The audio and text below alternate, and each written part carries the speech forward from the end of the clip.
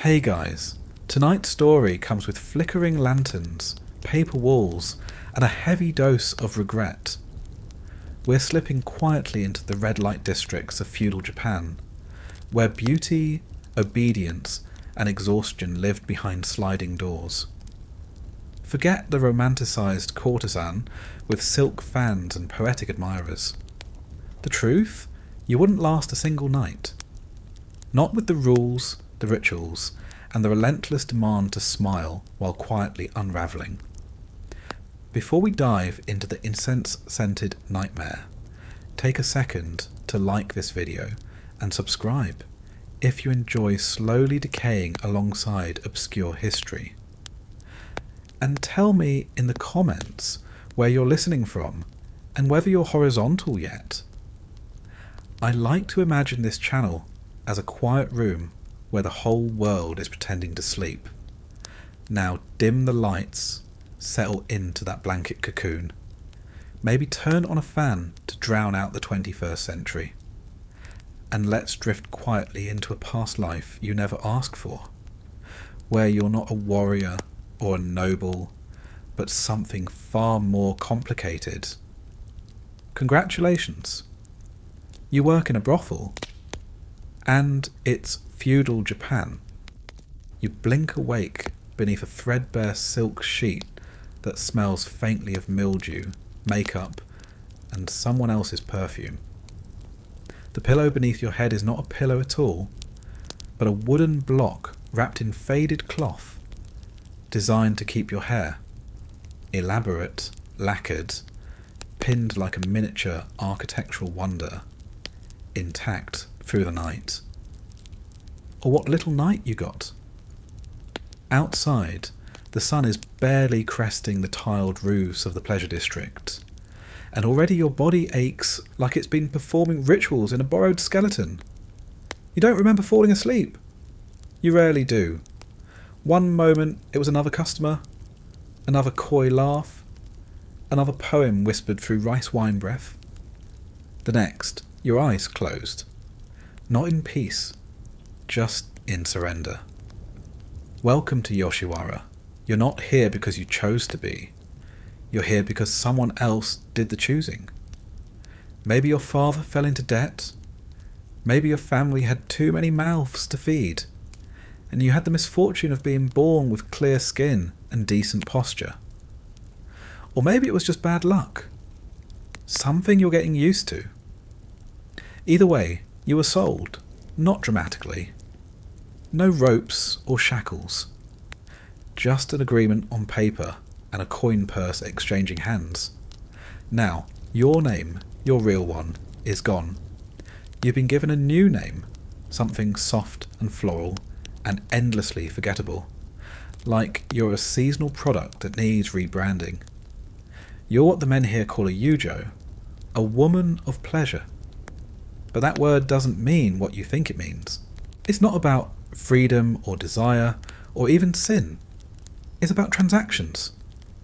You are a luxury item, rented by the hour, adorned in fine fabrics that aren't actually yours, walking hallways that lock from the outside.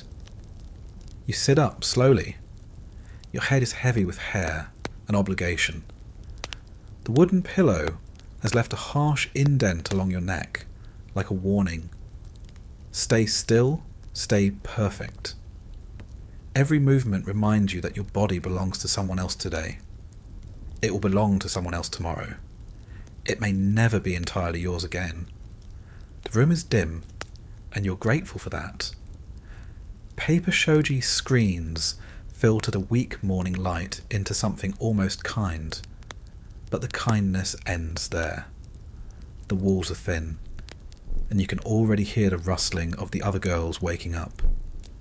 Not that it's quiet. Nothing here ever is.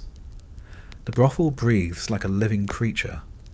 Creaking floorboards, distant coughing, the clink of ceramic cups being washed for the 100th time.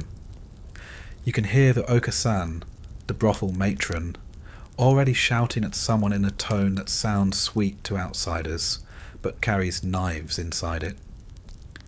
You're expected downstairs soon, not for pleasure, Not yet. First, the display. You rise, slowly. Every joint is stiff. Your knees crack like old bamboo. The floor is cold and slightly damp, probably from the spilled bathwater of another girl. You step over it like a memory you don't want to examine too closely. There's a mirror in the corner, metal, polished, warped. It shows you your own face, and you hate it a little. Not because it's ugly, that would be easier. You hate it because it's convincing. The painted lips, the powdered skin, the delicate line of your eyebrows. Someone went to great trouble to make you look like a dream, a curated fantasy, a perfect lie. But beneath that lie is someone with a heartbeat and a stomach that sometimes turns on itself after too much cheap soik and not enough rice. Beneath that is a girl who once thought she might grow old doing something else. Anything else. Someone who once played by a riverbank and thought the future was something kind. Your fingers touch the obi at your waist, now loosened and wrinkled. You'll be wrapped again soon. Tight, symbolic, a bright silken leash in public colours. The makeup will be reapplied, the hair retied. The girl beneath it, tucked away, forgotten. The first rule here is simple. You are not a person. You are a role. Your age doesn't matter. Whether you're 15 or 25, the line between girl and woman dissolves the moment a man enters your room with coin and expectations. The moment your Misadashi, your debut, was announced, your childhood ended. With fanfare, with flowers, with people clapping. You are celebrated like a bride, and mourned like a ghost. You don't walk through the house. You glide. That's the expectation. Feet tucked in, back straight, steps so small and precise you might as well be auditioning for a slow-motion version of your own life. The floorboards are unforgiving. They catch every misstep like tattletales. You pass other girls on the way, some older, some younger, none unbroken. You nod, smile faintly, but no one says anything. Talking this early means you're not working hard enough to stay composed. You descend the stairs into a hallway that smells like old incense, fresh powder, and the faintest echo of last night's illusions. This is the parade, Hiromea, the morning display. It happens whether you feel like it or not, whether your knees are still sore from kneeling, or your throat still burns from too much flattery and forced laughter.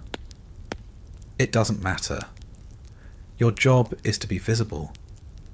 Men come to choose with their eyes before they ever touch. They walk in, robed and curious, scanning the lineup like they're browsing lacquerware. You kneel behind a lattice screen, still as porcelain, your face a mask of painted serenity. Inside, you might be thinking about the cramp forming in your foot, or the way your last client asked if you really liked poetry, or if that was just part of the script. But outside, you're silent, beautiful, commodified. Sometimes the men talk to you, not directly, but about you as if you're a doll on a shelf. That one has nice eyes. Too skinny. She looks clever, dangerous. You're expected to look flattered. You're expected to blush on cue. You're expected to enjoy being critiqued like produce at a market stall. You're not the main character in this story. You're the scenery. You're the set piece that makes someone else's fantasy feel authentic. Your name, the new one, the lovely one, is called. A man points. You rise. Your legs are numb. You bow exactly to the right depth and lead him upstairs, not too slowly, not too quickly. Always aware that everything you do is being watched. There are protocols, rituals, rules inside rules. You serve tea first, always. Kneeling, 2 hands, bow, avoid eye contact unless he wants it. Your conversation is pre-written. compliment his robe, mention the weather, pretend you're delighted to see him again, even if you've never seen his face in your life. If he makes a joke, you laugh. If he frowns, you apologise. You're a mirror, flattering, responsive, and designed to never crack. And if you do crack, that's your fault, that's weakness, that's dishonour. But here's the hidden truth, the part no one writes down. You're not just pretending for the client, you're pretending for the other women too. There is no sisterhood here, no real solidarity. You share space, share air, even share customers, but you do not share trust. Everyone is surviving differently. Some by being compliant, others by being cold, a few by becoming what the clients think they want, and then using that illusion like armour. You haven't figured out which one you are yet. When the customer leaves, he's usually lighter in coin and heavier in secrets. He might have whispered things into your ear, fears, confessions, fantasies so fragile they crumbled before they fully formed. You were supposed to listen, not to judge, not to speak of it again. But the moment the sliding door clicks shut, you feel the mask begin to fall, only to be reapplied an hour later for the next performance. You are a theatre with no curtain. Your name will appear in poetry sometimes. Your silhouette may be painted on a scroll, sold in the city as an elegant memory. But those portraits lie. They show you smiling with lacquered lips and eyes like autumn dusk. They don't show your raw fingers, or the nights you cried into your sleeves so you wouldn't stain the bedding.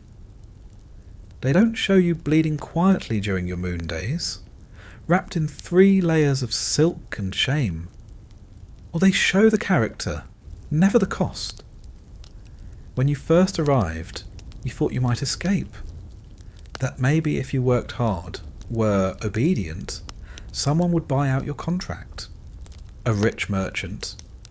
A patron with a kind smile and tired eyes. Maybe you'd be lifted out, married off, given a second chance to become someone real again. But you've seen the older girls, the ones whose contracts were never bought, whose value was calculated in diminishing returns. They start strong, dressed in layers of bright silk and thick perfume. But over the years, the silks fade, the rouge thins, and the makeup settles into lines that customers don't want to see.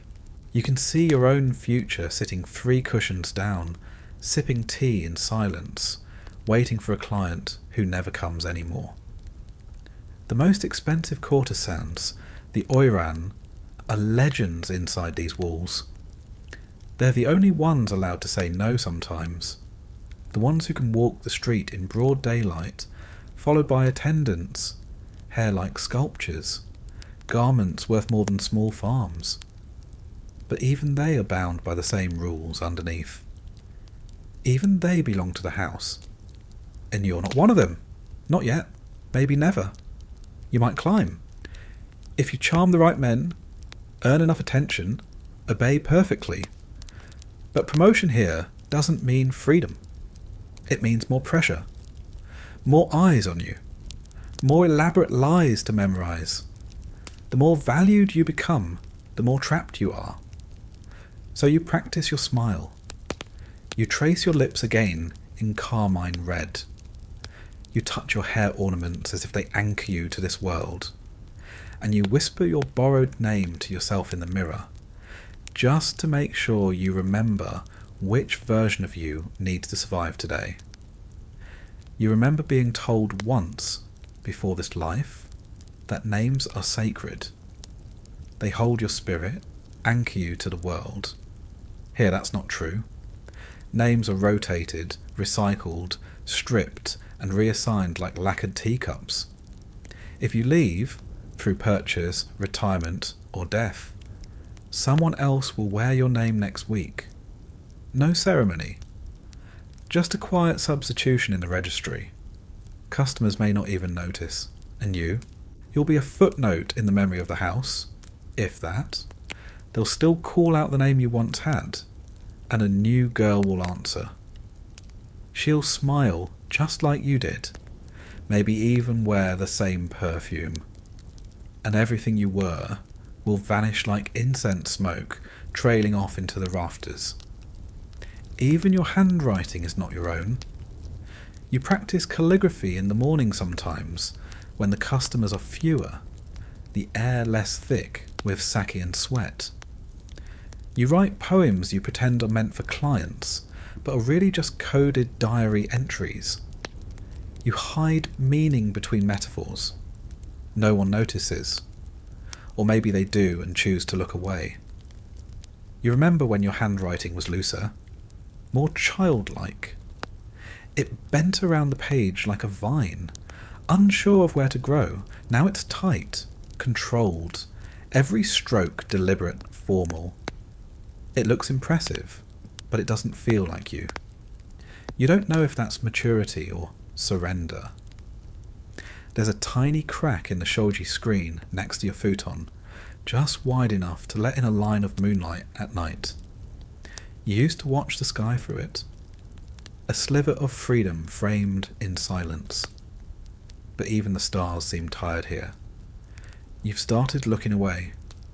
It hurts more to hope than to endure. The worst part isn't the men, not always. Some are cruel, yes, entitled, greedy. Some whisper things they should never say to anyone, let alone a stranger they paid to pretend to care. Some reek of power and never take off their sandals before stepping into your space. They like to test the limits, push past no with a smile, but others are kind in fleeting, useless ways. They bring sweets. Ask about your favourite season. Quote poems badly and blush when they do it. And those are worse somehow. Because they remind you what it might be like to be wanted without a receipt. But no matter how soft their voice or gentle their hands, they still leave. They still bow, thank you with coins, and disappear into the street where real people live real lives. You stay, you clean, you prepare for the next. Kindness here doesn't liberate you. It haunts you. Because it always leaves. You were taught how to sit, how to pour tea, how to fake laughter. But no one taught you how to stay sane while being erased in plain sight. They call this the floating world, ukiyo, a place of fleeting beauty, of impermanence, where pleasures dissolve like spring blossoms in rain. But they don't talk about the part where you're the blossom, plucked, admired, and left to rot in a vase, and still you keep blooming. Because what else is there? You build routines like walls. Wake up, wash, paint the face, tie the obi, kneel, smile, lie, repeat. The routine keeps the pain in its lane. If you do everything right, maybe the ache won't bleed into your bones. Maybe the part of you that still remembers your mother's voice won't feel so loud today. Sometimes you dream of forgetting, not escaping, just forgetting that you wanted anything more than this, that you once believed you were meant for something brighter, that you used to watch fireworks and imagine them were lanterns lighting a path toward something real. Now you watch fireworks with practiced wonder and say the same lines the house taught you. So beautiful. Like gold falling from the sky. You say it with a voice sweet enough to be believed, but it tastes like ash in your mouth. Your value here isn't measured in love, or truth, or skill. It's measured in how well you disappear into someone else's fantasy. How completely you can become a mirror with warm skin and practiced hands. And when you start to blur, when the mirror cracks, you're replaced. Your future is already written in the margins. You will age faster than your friends outside. Your body will ache in places you didn't know could ache. Your skin will slowly lose its glow under layers of powder and artificial smiles. And the men will notice. The house always notices first. They'll give you a smaller room, fewer clients, then none at all. You'll become unseen. And in this world, being unseen is the same as being discarded. Maybe you'll be allowed to stay as a laundress, or a maid, or if you're sharp enough, maybe they'll let you train new girls. Teach them how to kneel, how to lie, how to fade. But more likely, you'll be told your time is up. You'll be sent back to a family that may no longer want you. Or worse, to the street. Without your name, without your face, just a body trained in disappearing. And yet, despite everything, despite the makeup, the masks, the silence and sorrow, there's still a flicker. Some small, stubborn flame inside you that refuses to go out. It's not hope. Hope is too delicate for this place. It's something heavier, older, angrier. Maybe it's the memory of your real name. Maybe it's the way you still write poems no one will ever read. Maybe it's just the fact that you're still here, still breathing in powdered air and perfume-stained futons. Still pretending so well they almost believe you, still surviving, and that survival, quiet and constant, becomes its own kind of defiance. The house is alive, not metaphorically, not poetically. It literally breathes. The wood shifts with temperature changes. The paper screens tremble when someone walks too hard across the floor. You can hear whispers moving through the beams like they're part of the structure, like the house itself is listening. It's always warm where you don't want it to be, cold where it shouldn't. The rooms are built for presentation, not comfort. You sleep on the thinnest layer of cotton spread over wooden planks, under silks dyed in colours meant to distract. Cherry blossom pink, koi pond orange, colours that suggest delicacy, luxury, artistry. But none of it belongs to you. None of it is soft. Your room has sliding doors that barely line up, and floors that splinter under bare feet. There is no privacy. Not really. Your name is pinned to your door. Not your real one. The other one. The house name. The performance name. It tells everyone where you are. When you're inside. When you're available. When you're being used. There's a hallway near your room that creaks in a very specific pattern. You know exactly which girl is coming just from the rhythm of her footsteps. Some walk lightly, still trying to be graceful. Others stomp, exhausted, not bothering anymore. You've memorized the weight of their moods. Everything echoes here. A cough, a whisper, a sob at 3 a.m, followed by hurried shushing. The walls are paper, literally. Your neighbour's grief is your lullaby. The house smells like crushed camellia petals, burnt sandalwood, wet hair, and decay hiding beneath too much perfume. You've stopped noticing most of it, but every now and then a new customer will wrinkle his nose, trying to pretend he's unfamiliar with that particular combination of old sweat and expensive illusion. He knows it. They all do. They just like to pretend it's exotic. The bathhouse is at the rear of the compound. A wooden structure with a stone tub sunk into the floor, filled with water heated over fire and carried in by boys who are not allowed to look at you.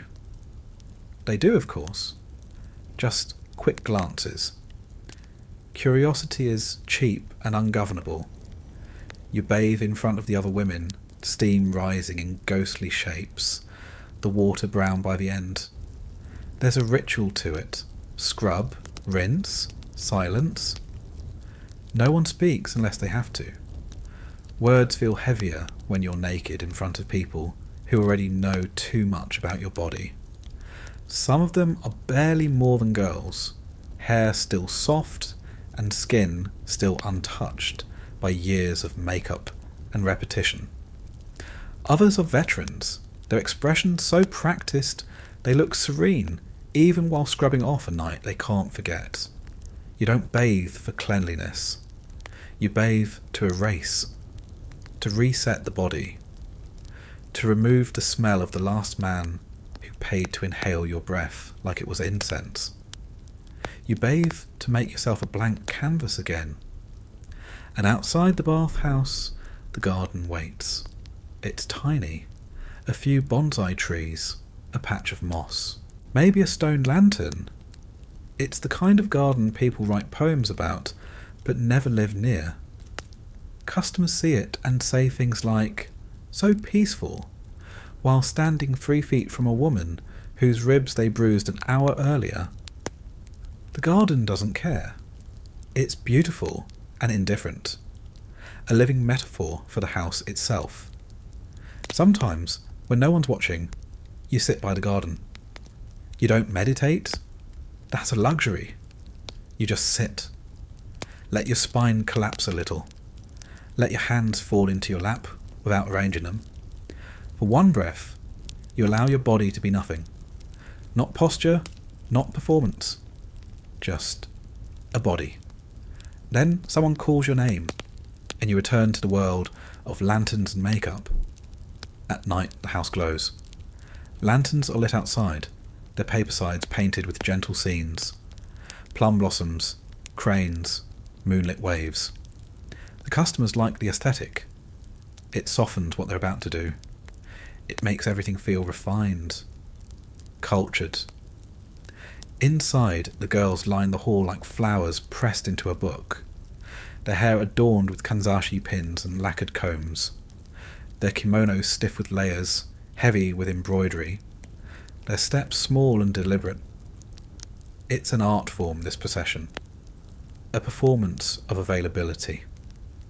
You're always on display, even when you're not working. Even your rest is watched. The kitchen is a separate universe, a steaming, noisy chamber where you're technically allowed but not always welcomed. The cook is a middle-aged woman who rarely speaks and always knows when someone is sneaking more rice than they should. The food is plain. Rice, pickled vegetables, miso broth when the budget allows. Protein is a celebration. You once got grilled eel after a wealthy customer tipped generously.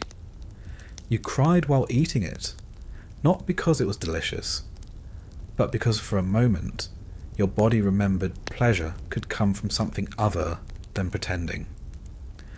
The futon you sleep on is rotated every few weeks. It doesn't help.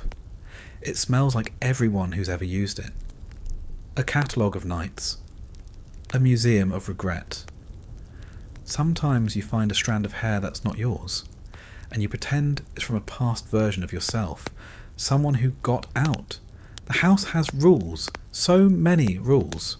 Don't speak too loudly. Don't question the customer. Don't be late for display. Don't say no. Don't age. Don't break. Don't be real.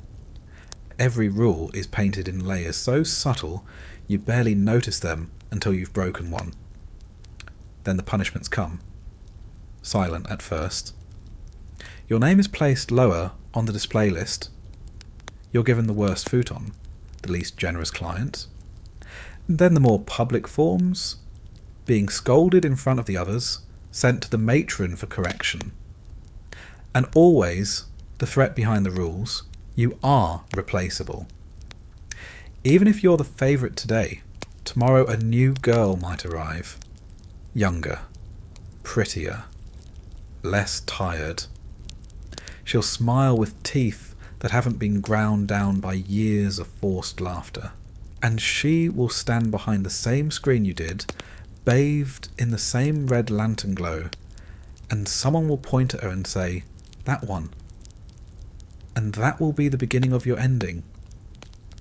You walk the same hallways every day, but they don't feel familiar.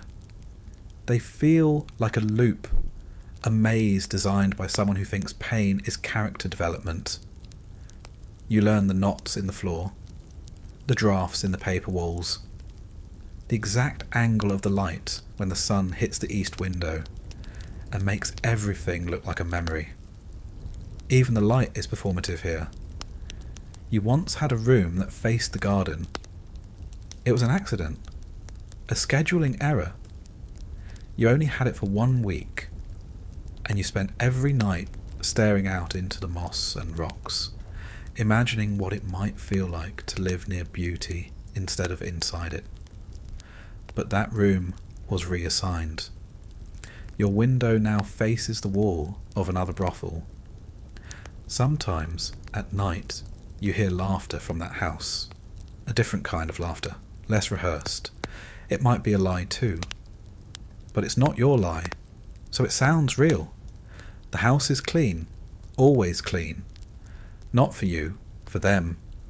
For the men who expect beauty without blemish. The floors are swept, the walls mended, the kimono pressed and folded and laid out with care. But the clean lines only make the cracks more visible. Like a mask worn too often, the brothel's perfection starts to sag around the edges. You can feel the years in the floorboards, the forgotten girls in the beams, the secrets in the storage room where old hair ornaments are boxed away like bones. And you know, deep down, that this house will outlive you. It doesn't love you, but it will remember you. Not by name, not by face, but by the weight of your footsteps in the floor. At some point, the house begins to colonize your body. It starts small. A shift in posture. A tilt of the head just so. The way your knees learn to bend on command, not out of habit but necessity. Then your voice follows. You pitch it higher around clients, softer around the Okasan, lower around the younger girls so they don't think you've gone soft. Eventually, even your breathing changes. You learn to exhale quietly, like a sigh dressed in silk. Because even your breathing has to be elegant here. You begin to move like the furniture, always positioned, always present, never loud. You wear your body like it's on loan from the house, because in a way it is. And then, without permission or announcement, the house starts living inside you. It's not metaphorical. You wake up thinking in schedules. You dream in half bowls and candlelight. You start counting your life in performances rather than years. You refer to yourself in the third person when talking to customers. She is delighted to see you. She was just thinking of your poem. She hopes the wine is to your taste. You're not lying. You're quoting the script the house taught you. The house doesn't just govern your body, it governs time. There's no Monday here, no calendar you can cross out. Days don't pass, they loop. Every sunrise resets the stage. Every nightfall draws the curtain. It's theatre without an audience, and you're on stage even when you sleep. Seasons pass mostly through temperature and wardrobe. In spring, the silks grow lighter, the makeup brighter. In summer, you bake beneath 10 layers of performance. In autumn, your hair ornaments change. Maple leaves, tiny silver wind chimes. And in winter, your fingers go numb even under lacquered sleeves, because no one heats the rooms where women wait.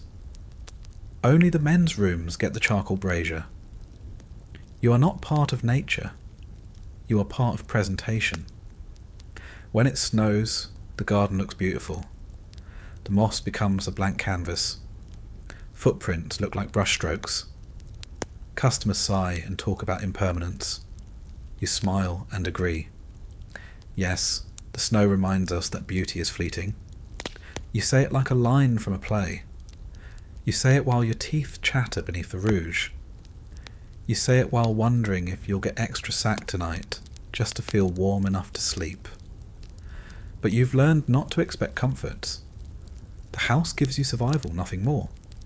A futon, rice, paint, silk, silence. And silence is a gift here. Because when the house speaks, It's usually to correct you. There's a hierarchy, of course. It begins with the Oka-san, the house mother. She runs everything with a smile that could cut paper. Her voice is always soft, but her decisions are absolute. One word from her, and your name drops off the display list. 2 words, and you're packing your silks into a paper bundle with trembling hands. She was once like you. Young, lacquered, purchased. Now she wears dark kimono and watches without blinking. Then there are the senior girls, the oiran if you're in a prestigious house, or just the longest surviving, best performing women. They have more privileges, better rooms, more elaborate hairstyles that require hours of preparation and dozens of pins. Some of them are kind in the way people who survived a fire might hand you a wet cloth afterward. Others are cruel, not because they enjoy it, but because it's the only thing they still control. You respect them. Or pretend to. Either way, it's safer than challenging them. Below them are girls like you. Not new, not old, mid-tier, replaceable, the kind customers recognise but never request by name. You're in the catalogue, but not the poem. And below, you are the fresh ones. Girls who still blush when customers touch their wrists. Girls who smile too much because they think it matters. Girls who haven't yet learned that the house does not reward sweetness. It consumes it. You try not to look at them too long. They're a mirror you'd rather not peer into. Sometimes, late at night, the house creaks like it's breathing. You lie in the dark and imagine it shifting its weight, settling into itself. The beams above your head groan like tired shoulders. The paper doors rustle with wind or memory or both. You wonder how many names have been whispered in this room. How many promises? How many apologies? You don't believe in ghosts, but you do believe in residue, and this place has a lot of it. You once found a hairpin under your futon, not yours. Old, cracked at the edge, ivory or bone. You held it for a long time, wondering who wore it, what her name was, whether she got out or just vanished like steam in the bathhouse. You didn't ask. The house doesn't like when you ask. And what would you even do with the answer? There's a closet near the kitchen full of lost things, or things someone wanted to lose. Bits of fabric, broken sandals, a single sleeve from a kimono no one wears anymore. You peeked in once when the door was left ajar. The room smelled like memory and mould. You've never gone back. The brothel isn't dirty exactly. It's maintained, swept, dusted. But it's old, and age clings to it like perfume on silk. The steps sag, the wood darkens. Some walls are bowed in places where generations of bodies lean too hard or too often. There's a spot on the banister where the lacquer has worn away completely, right where the girls grip it before going downstairs to meet a customer. You grip it too, every time. The house doesn't just hold your body, it holds your rhythm. You know how long it takes to walk from the entry hall to the third guest room. You know which floorboard creaks and how to avoid it if you're trying not to wake someone. You know how many breaths it takes to tie your obi if your hands are shaking. It becomes muscle memory, like breathing, like pain. And pain lives here, quietly. Not the dramatic kind, not the scream and collapse kind, the other kind, the kind that spreads slowly. Joint pain from kneeling too long, headaches from the weight of the hairstyle, backaches from hours of perfect posture, blisters from wooden sandals, rashes from reused makeup, and the pain of never being alone, because that's the secret no one tells you about this life.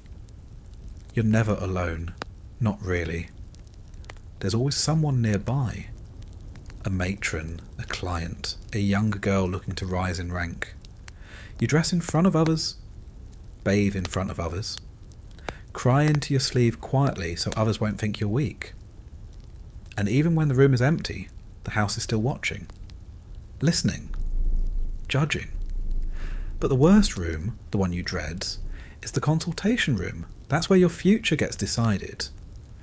You sit on a cushion while the Okasan looks at numbers, ledger books, how many clients, how much they paid, whether they asked for you again, whether they tipped. It's like a performance review, except the stakes are your livelihood and possibly a shelter. You nod as she reads out loud. 3 visits, 1 gift, 1 complaint about conversation. You smile, you apologise, you offer to improve, you don't argue, even if the complaint is a lie. The consultation room has no windows, no decoration, just tatami mats, ink-stained paper, and your shrinking dignity.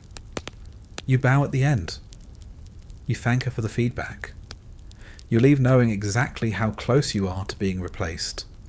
The house is not your home, but it is your habitat. You've adapted to it like a goldfish in a too small bowl, grown to the size of your container, forgotten how wide the world once felt. And every day you tell yourself you're lucky, because at least you're not on the street, because at least the food is regular, because at least someone still chooses your name from the list, because the house, for all its cruelty, hasn't stopped feeding you yet. And the truth is, you're not wrong. You are lucky, in the same way a prisoner with a pillow is luckier than one without. There's a sound the paper lanterns make when the wind shifts. Soft, hollow, like a whisper across bone. You've grown to love that sound, not because it's beautiful, but because it's the only part of this house that isn't trying to be heard. Everything else demands attention. The creak of sandals on wood, the slap of a customer's laughter, the measured bark of the matron. But the lanterns, they speak only when the wind insists. You envy them, because they can hang quietly, casting just enough light to be useful, but never enough to expose anything. You, on the other hand, are required to shine, constantly, brightly, whether you want to or not. And no one cares what that costs you. The days bleed into one another. You try to keep track of time by counting the men, or the hairpins, or the number of times you hear the same poem recited by different mouths. But eventually you give up. Time doesn't pass in the house. It recycles. It loops. It pretends to move forward while dragging you backwards by the sleeves of your kimono. You used to measure days by the moon, the way it hung above the garden like a coin too valuable to touch.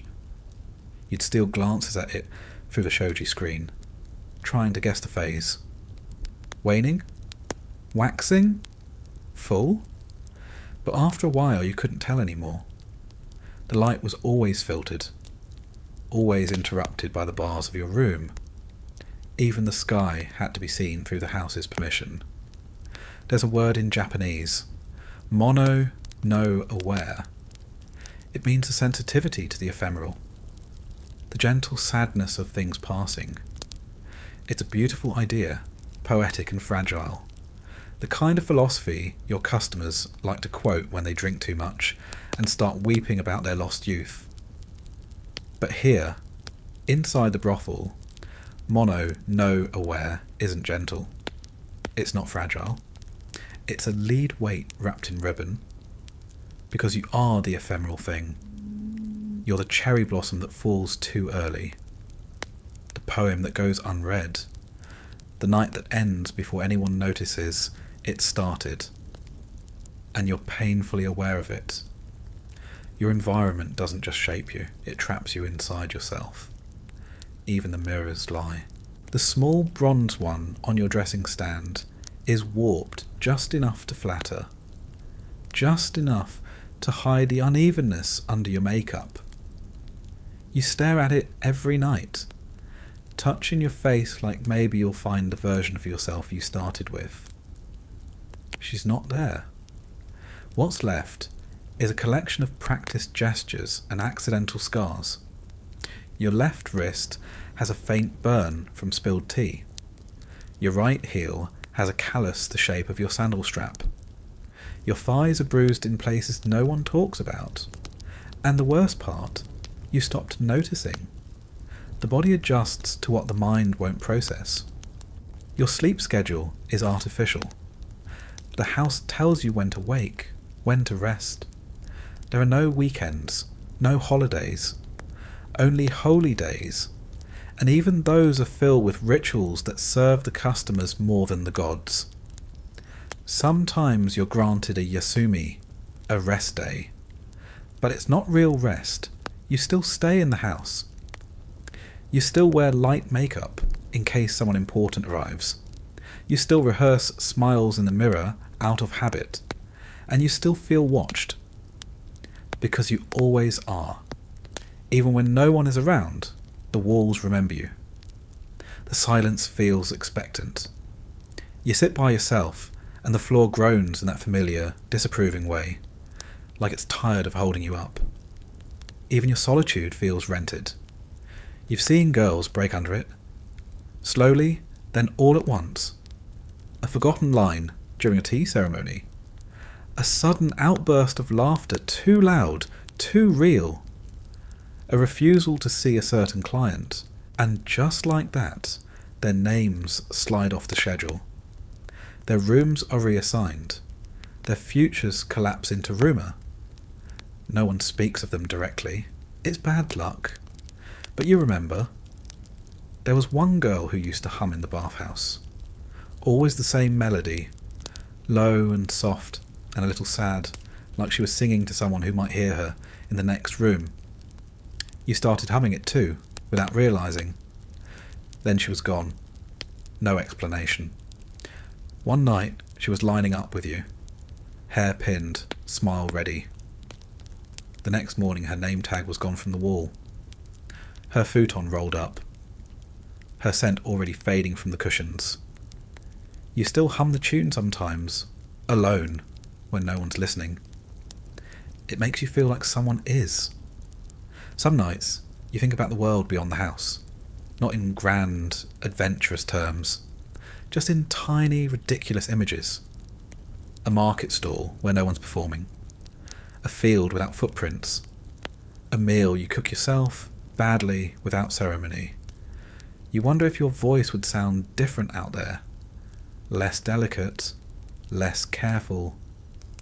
You wonder if you'd even recognise it. There's a moment, always, before a client enters the room. Just a second where you sit, kneeling, waiting. Your hands folded in your lap, back straight, head bowed. In that second, you exist completely in yourself. Not as a courtesan, not as a product, just as breath. Just as a heartbeat in a rib cage. Then the door slides open and the second ends. And so does the version of you that mattered. They call the brothel a yukaku, a pleasure quarter. But there's so little pleasure in it for you. The real word, the one no one says, is prison. But even that feels too simple. Prisons have walls and bars and guards. This has cushions and curtains and contracts. This has rules made of silk and punishments wrapped in poetry. When people talk about the floating world, they speak of beauty, of delicacy, of women like you as if you were mythic, untouched, untouchable. They forget that the floating world is beautiful precisely because it's drowning. And the girls inside? They float because there's no ground beneath them. So you adapt, you breathe through the silk. You learn to dream with your eyes open. You perfect the art of appearing content. Because here, in this place, happiness is not a goal. It's a product. It's what you sell to the men who walk in drunk on ego. And walk out with your scent clinging to their sleeves like guilt. And when the house goes quiet, truly quiet, you sit by the garden, where the moss glows under moonlight, and the stones stay silent. You watch a single leaf fall from the plum tree. You watch it land, softly without sound, and for one breathless moment you feel like you exist. Not for anyone else, not as a name or a price or a body, just as someone. And then the bell chimes, and the house exhales, and you return. Work starts long before the client arrives. The labour isn't the act, it's everything around it. It's the maintenance, the ritual, the constant low-level vigilance that keeps you tethered to your image, your routine, your illusion. If you think your job is just to lie on silk and whisper poetry, you haven't been paying attention. That's the final scene. The climax of a day filled with performance prep, not pleasure. You begin in the dressing room. It smells like powdered rice and old sweat, camellia oil, melted candle wax, and the faintest trace of nervous tears. You take your place on the floor beside a cracked mirror, polished with ash and effort. A young assistant, not much older than a child, begins brushing out your hair. Gently, but fast. Too fast. Your scalp protests. You do not. There's no time. Hair comes first. Then paint. Then layers upon layers of silk, folded and tied and tightened and tucked until you can no longer breathe deeply. Your obi, that wide belt cinched like a symbolic corset, presses into your stomach, forcing you upright. Slouching is not allowed, even when you're alone. Then the makeup. White base. Thick. It cracks at the corners of your mouth if you smile too quickly. Crimson lips, drawn smaller than your real mouth. Blackened teeth, if the customer finds it fashionable. Yes, you paint your teeth. Not for decay you already have, but for beauty, for tradition, for submission. The rouge goes on last, just enough to suggest life, but not enough to mistake you for a living thing. You're not a person, you're a painting. And paintings don't sweat, or frown, or ask questions. You descend the stairs, floating because walking is no longer viable. Your feet abound in stiff sandals with flat wooden soles. Balance is an act of will. You have learned to move without looking down, to count the steps in your head, to adjust for the occasional nail poking up from the floorboards without ever breaking character. Then the tea room. That's where the night usually starts. A client doesn't simply walk in and remove his sandals. He's greeted, served, entertained, and that's your job. You kneel beside him, never directly across, always slightly off-centre to signal deference, and pour his tea. Your hands move with the practiced grace of someone who's done this thousands of times. Because you have. You know exactly how many seconds to let the silence sit before speaking. You know how to compliment his robe without sounding sarcastic. You know how to laugh at jokes that are barely sentences. You know how to flirt without invitation. And most importantly, you know how to disappear inside the moment so completely that he forgets you're pretending. He asks if you've missed him. You say yes.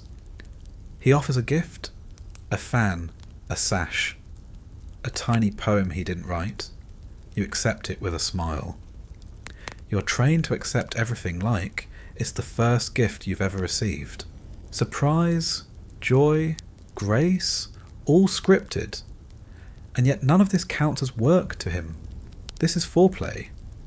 He believes your labour begins only when the screen slides shut and your kimono slips from your shoulder like a cherry blossom falling out of season. But that moment is the easiest part. The real effort happens in the hours leading up to it. In the controlled breathing, in the strategic eye contact, in the way you position your hand just so when you laugh at a story you've already heard from 3 other men this week, it's choreography, an emotional ballet with no music and no audience, except the man who thinks you love him just a little bit. And the cruelest part? Sometimes, for one awful second, you almost believe it too. Not because you're fooled, but because you want so badly for one of these connections to feel less scripted, less hollow, less like drowning while someone else sings above the surface. But it's work. All of it will add, and like all work, it leaves its mark. By the time he reaches for your hand, your smile has calcified into something unbreakable. Your fingers respond without hesitation. Your eyes flutter in perfect rhythm. He kisses your shoulder and you tilt your head like a poem waiting to be written. And through it all, you are counting. Not seconds, not breaths, steps, toward the end, toward silence, toward sleep. When it's over, he sighs like he's just been healed. He kisses your forehead. He calls you by name. Your brothel name. Your fake name. The name that belongs more to this building than to you. You bow. You thank him. He leaves. You clean yourself with a cloth that smells like old water and chrysanthemum oil. You redress. You walk back down the hall, nodding at the matron. She checks your face with one glance. Not for emotion, for symmetry. You return to the dressing room. You adjust your hair. You reapply the paint. And you do it all again. Because it's not just one man per night. Some nights it's 2, sometimes 3, sometimes 4. If someone cancelled and they need you to cover, you have a body. But the house has a quota. And the math does not favour your knees, your back, or your soul. You're exhausted. But exhaustion is not a factor in your employment. You once asked for a rest. Once. You learned that rest means a smaller dinner and fewer clients. For a day. Then double the work after. No one rests here. Not really. The only people who rest are the ones who don't come back. And no one wants to be that girl. So you smile. You serve. You bow. You endure. And still your labour isn't over. Because when the clients leave and the candles burn low, you still have work. Cleaning. Folding. Reporting. You kneel beside the matron with a ledger and whisper the night's numbers like a confession. She writes it down with ink that smells like burnt plum, her face unreadable. Then you help the other girls undress. Yes, even that is your job. You unpin their hair. You fold their kimono. You unlace the stiff cords around their waists while their arms tremble from overuse. They do the same for you. It's the only time in the day where silence feels like care. No one speaks. Not because there's nothing to say, but because the work is finally done. Except it isn't. Because tomorrow it begins again. You go to your futon. You lie down. The makeup still clings to your skin. Your fingers are sore. Your ribs ache. Your thighs throb. You breathe into the night like it's a punishment. And even as you close your eyes, you're already working, practicing, rehearsing the dream where you get out. There's something your joints do now. Something they didn't do before you came here. They pop, just slightly, when you stand after kneeling too long. Your knees resist. Your ankles hesitate. You've learned to hide it. You use your sleeves to mask the wince, your silence to mask the fatigue. Because in this house, showing pain is like bleeding in a koi pond. Sooner or later, someone will smell it. You used to think you understood tiredness. Before the brothel, it meant your body was sore, or your eyes were heavy. But this is a different creature entirely. This tiredness nests in your spine, crawls through your temples, gnaws at your molars. It doesn't come from lack of sleep. It comes from the burden of being looked at all the time. You work under a microscope. Every move matters, not just what you do, but how you do it. How your sleeve falls when you pour sake. How you kneel when you enter the room. How your voice rises at the end of a sentence, not with curiosity, but with submission. Everything about your behaviour has been flattened into perfection. There is no improvisation here, there is only the script, and it's written in silence, correction, repetition. Even walking is work.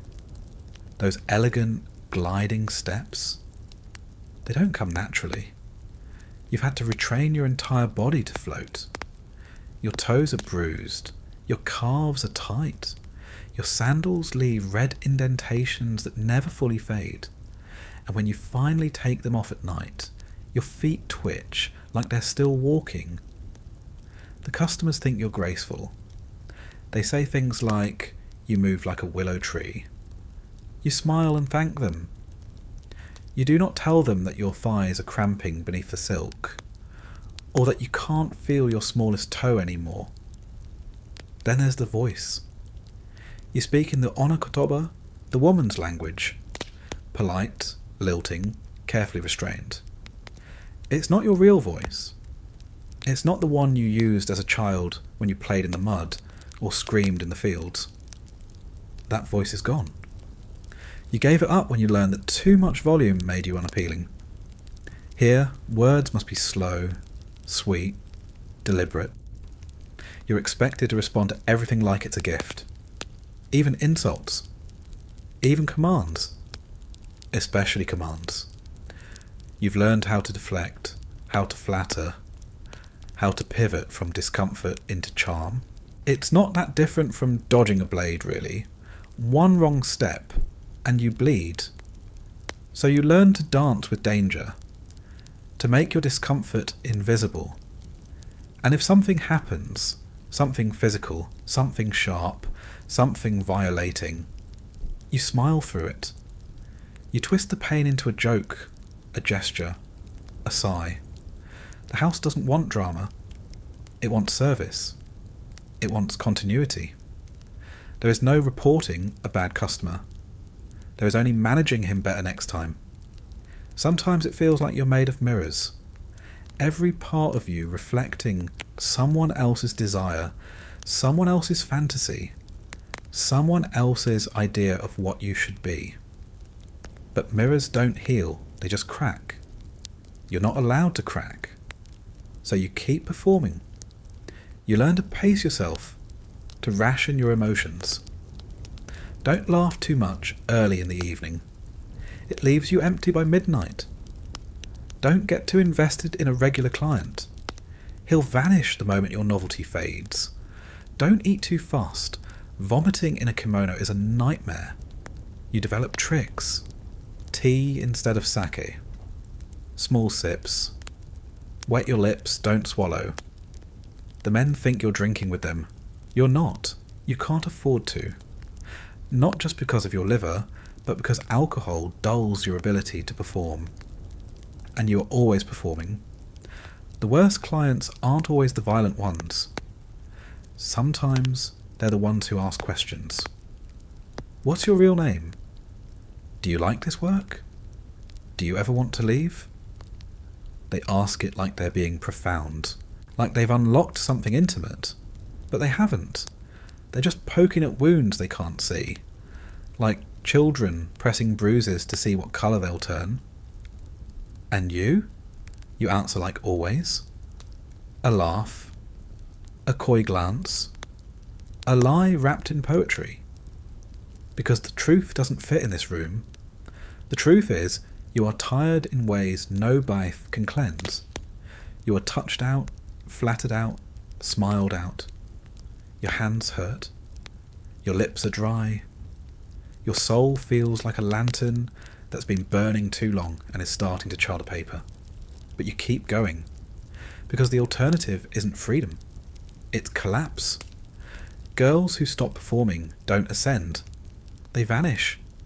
Slowly at first. Fewer clients, less visibility. Then a new face appears in your mirror, in your hallway, in your dressing room. And the matron says something coldly neutral like, "She's resting now." You know what that means. So you take another client, you laugh again, you breathe through the pain like it's incense, and you remind yourself this is the job, this is the labour, not just the physical work, the emotional endurance, the psychological gymnastics of existing entirely for someone else's pleasure and still finding a way to not disappear entirely. And sometimes, in the quietest moments, when the futon is still and your makeup is melting, you remember who you used to be. Not clearly, just in fragments. A smell, a song, a texture, enough to hurt, never enough to escape, but you hold on to it anyway. Because if the house takes that too, you know what happens. You stop being tired and start being empty. There's a rhythm to your day, and it never asks your permission. It begins before you're awake, before you even open your eyes, with the groaning of floorboards as someone else is already being summoned. Maybe it's the senior courtesan being called for her morning bath, or the new girl being scolded for tying her sash incorrectly. It doesn't matter. You rise when the rhythm tells you, not when you're ready. You dress, you eat, you prepare. These things are not choices. They are obligations camouflaged as routine. If you hesitate, the house reminds you. With a look, with silence, with the absence of your name from the next schedule. Every hour in the brothel is labour, whether someone's touching you or not. You're always being assessed, ranked, calculated. Are you bringing in coin? Are you pleasing enough? Are you aging gracefully, invisibly, acceptably? The matron tracks everything. Clients' reactions, sales totals, feedback whispered over empty cups of sake. You know this because you've seen the ledger. Briefly, accidentally. You saw your name in a column next to numbers. And for a moment, you weren't a woman. You were a unit, an asset, a line item with declining value. You've heard rumours about girls being sold to other houses. Transferred, they say, like it's a business deal. Sometimes it's to a more prestigious house. Sometimes to a lower one. Sometimes, if a debt is called in or a powerful client makes a request, it's somewhere worse, somewhere darker. You don't ask questions. You nod. You listen. You act like you're not afraid. Because fear is just another weakness to be noticed. When you walk into a room now, your body tightens automatically. A small clench in the stomach. A preparation. Not for violence necessarily, though that's always a risk, but for performance. For having to smile when your mouth is dry. For having to touch someone who thinks a coin entitles him to tenderness. For having to endure being called beloved by someone who can't remember your face from last week. There's a lie you tell yourself sometimes. I'm just doing what needs to be done. And maybe that's true. Maybe it's the only truth that matters. Because this work, the labour no one outside this world understands, isn't just about the act. It's about the aftermath, the clean-up, the compression, the folding and refolding of yourself into something that can survive the night.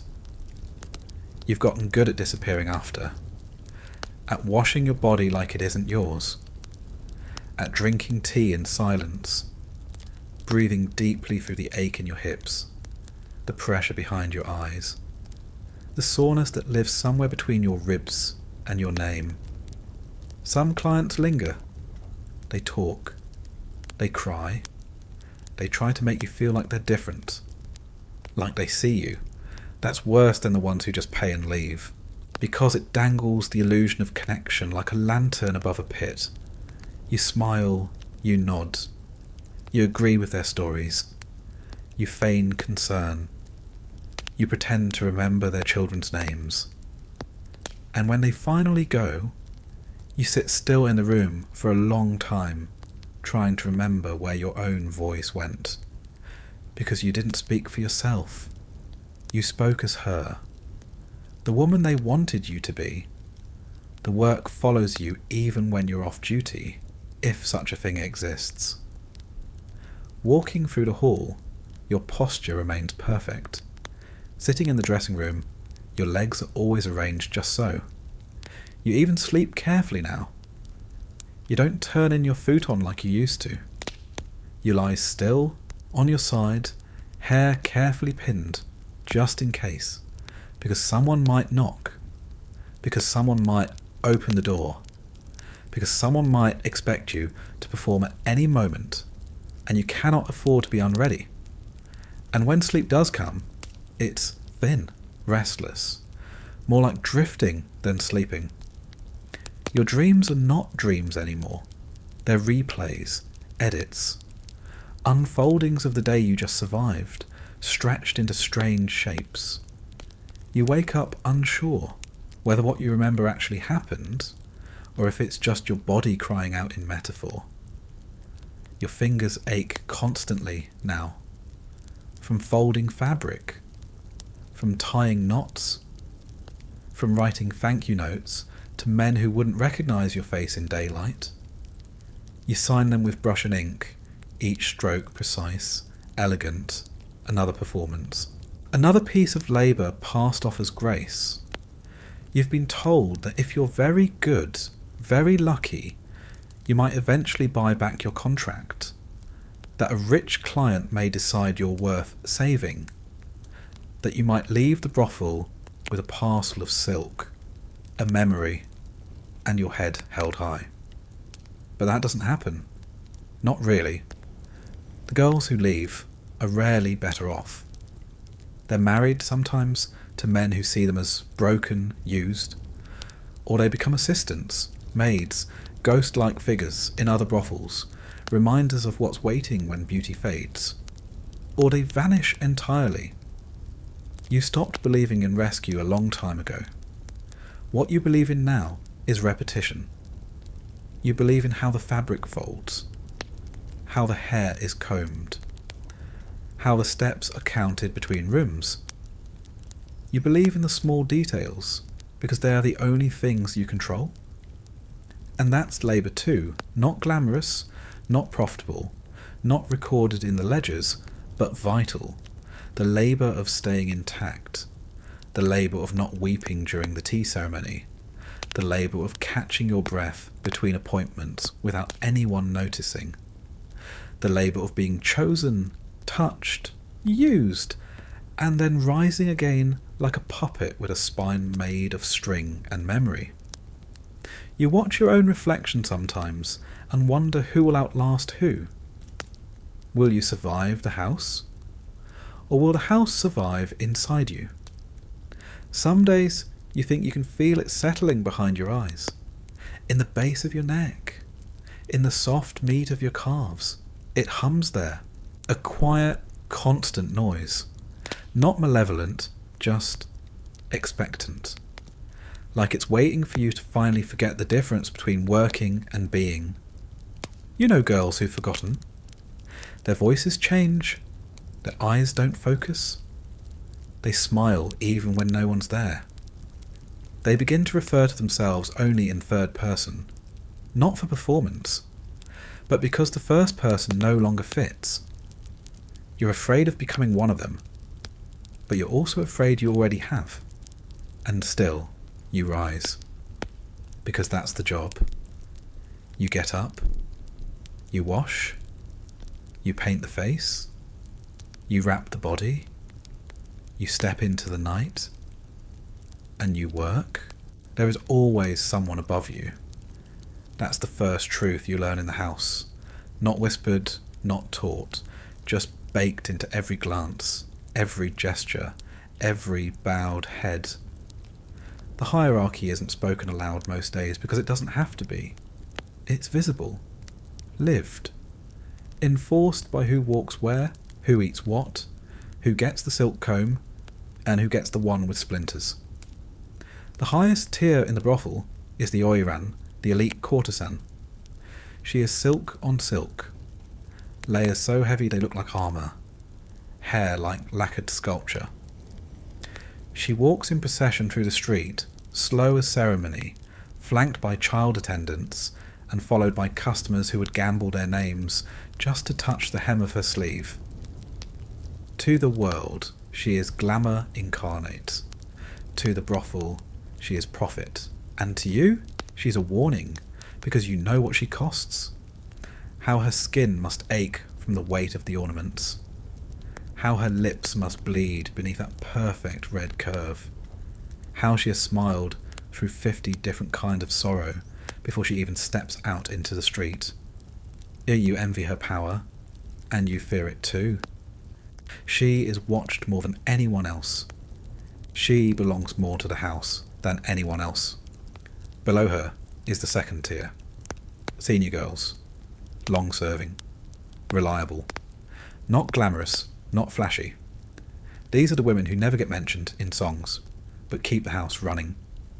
They've survived everything. Difficult clients, house politics, their own bodies betraying them, and they've stayed, not out of choice, out of necessity. They get the bigger rooms, the better meals. Sometimes they speak to the matron without bowing, but their smiles are hollow and their eyes are cold. You don't trust them. You can't afford to. You're somewhere in the middle. Too experienced to be new, too exhausted to be promising. You don't get the best clients. You don't get the worst. You're perfectly forgettable, which is its own kind of curse. You exist in the margins, constantly trying to prove you're worthy of more, while knowing that more might just mean more of the same. You get called when someone else cancels. You get passed over when the merchant's son wants novelty. And then there are the new girls. You can spot them easily. The stiffness in their posture, the overly bright eyes, the way they flinch when touched. They arrive afraid. Some don't speak. Some smile too much. They think that being agreeable will protect them. It won't. The house breaks them quickly. Kindness isn't part of the initiation. There is no welcome, no sisterhood, just a checklist. Are you obedient? Are you pretty enough to recoup your purchase cost? Are you replaceable? Of course you are. They start with chores, cleaning rooms, folding bedding, watching silently during sessions to learn. Then come the lessons. How to walk, how to speak, how to lie. Some of them cry at night. Some stop eating. Some start working too soon. Some vanish. You're not allowed to ask what happens to them. In between all of this is the matron, the Okasan. She is not a villain. She is not kind. She is something else. A force. Her authority is so complete, it doesn't need to raise its voice. When she passes through the hall, the girls part like water. When she speaks, even the senior courtesans listen. She chooses the schedule. She approves promotions. She decides which girl gets seen by which client. And if she takes a dislike to you, it becomes a sickness you cannot shake. You find yourself eating later, wearing older kimono, hearing your name less and less, until it's not said at all. The matron smiles often. She calls it mothering. You call it control. You have to bow to her, even when your back is on fire, even when your knees tremble, even when your entire body wants to stand up straight just once.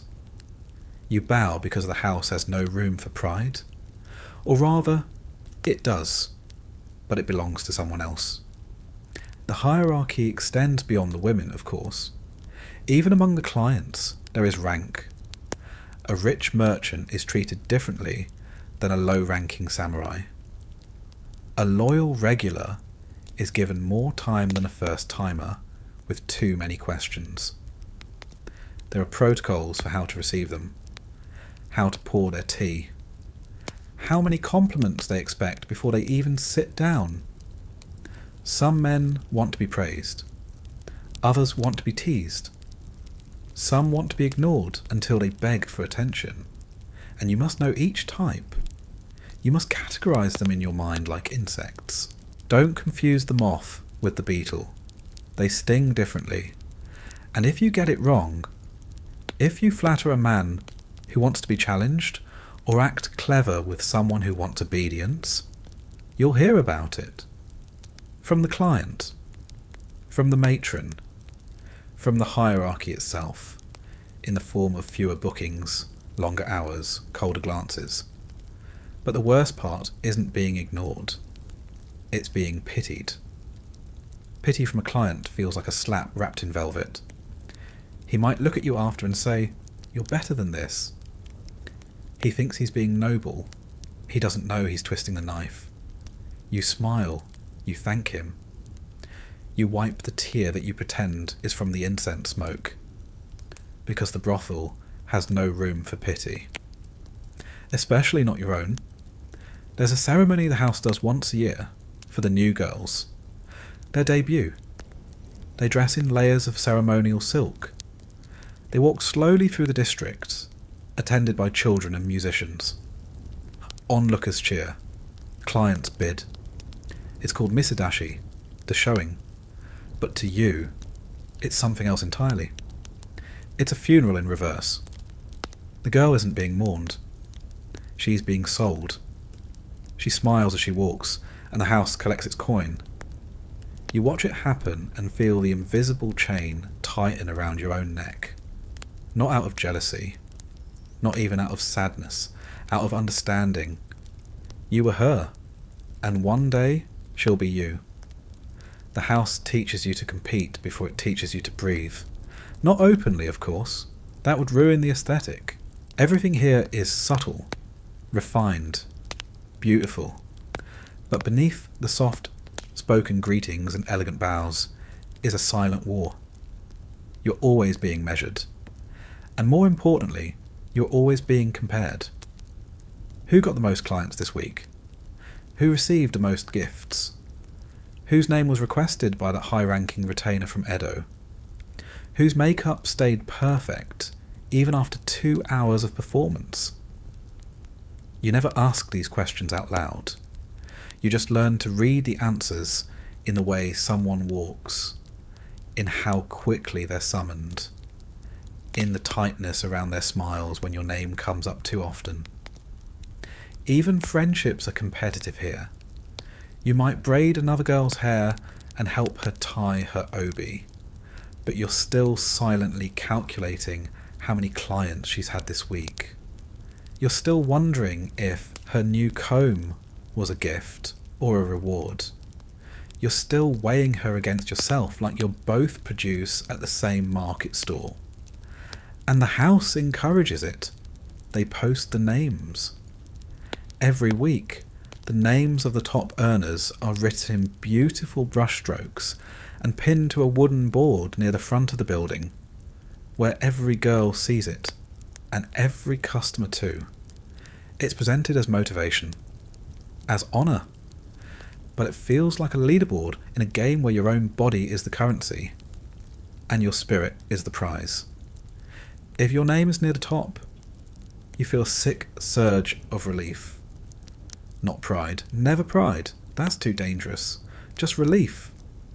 You made it another week. You're still visible. Still valuable. If your name slips down, or disappears entirely, that's something else. That's a shame so cold it feels like water running down your spine. You feel the other girls looking at you, and you know exactly what they're thinking. She's fading. She's slipping.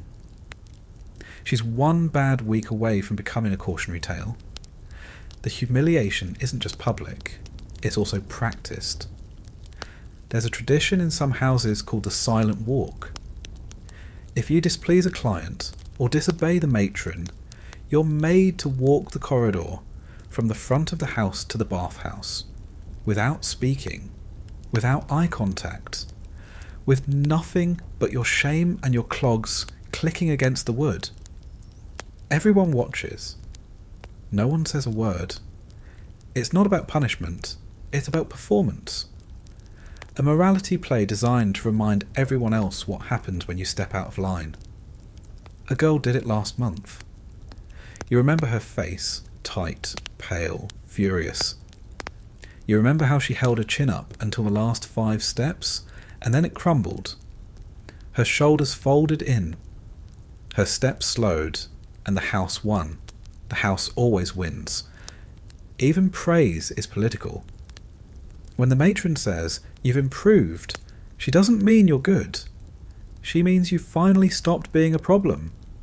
That your resistance has dulled. That you've learned how to fall in line gracefully. Promotion isn't about talent. It's about obedience.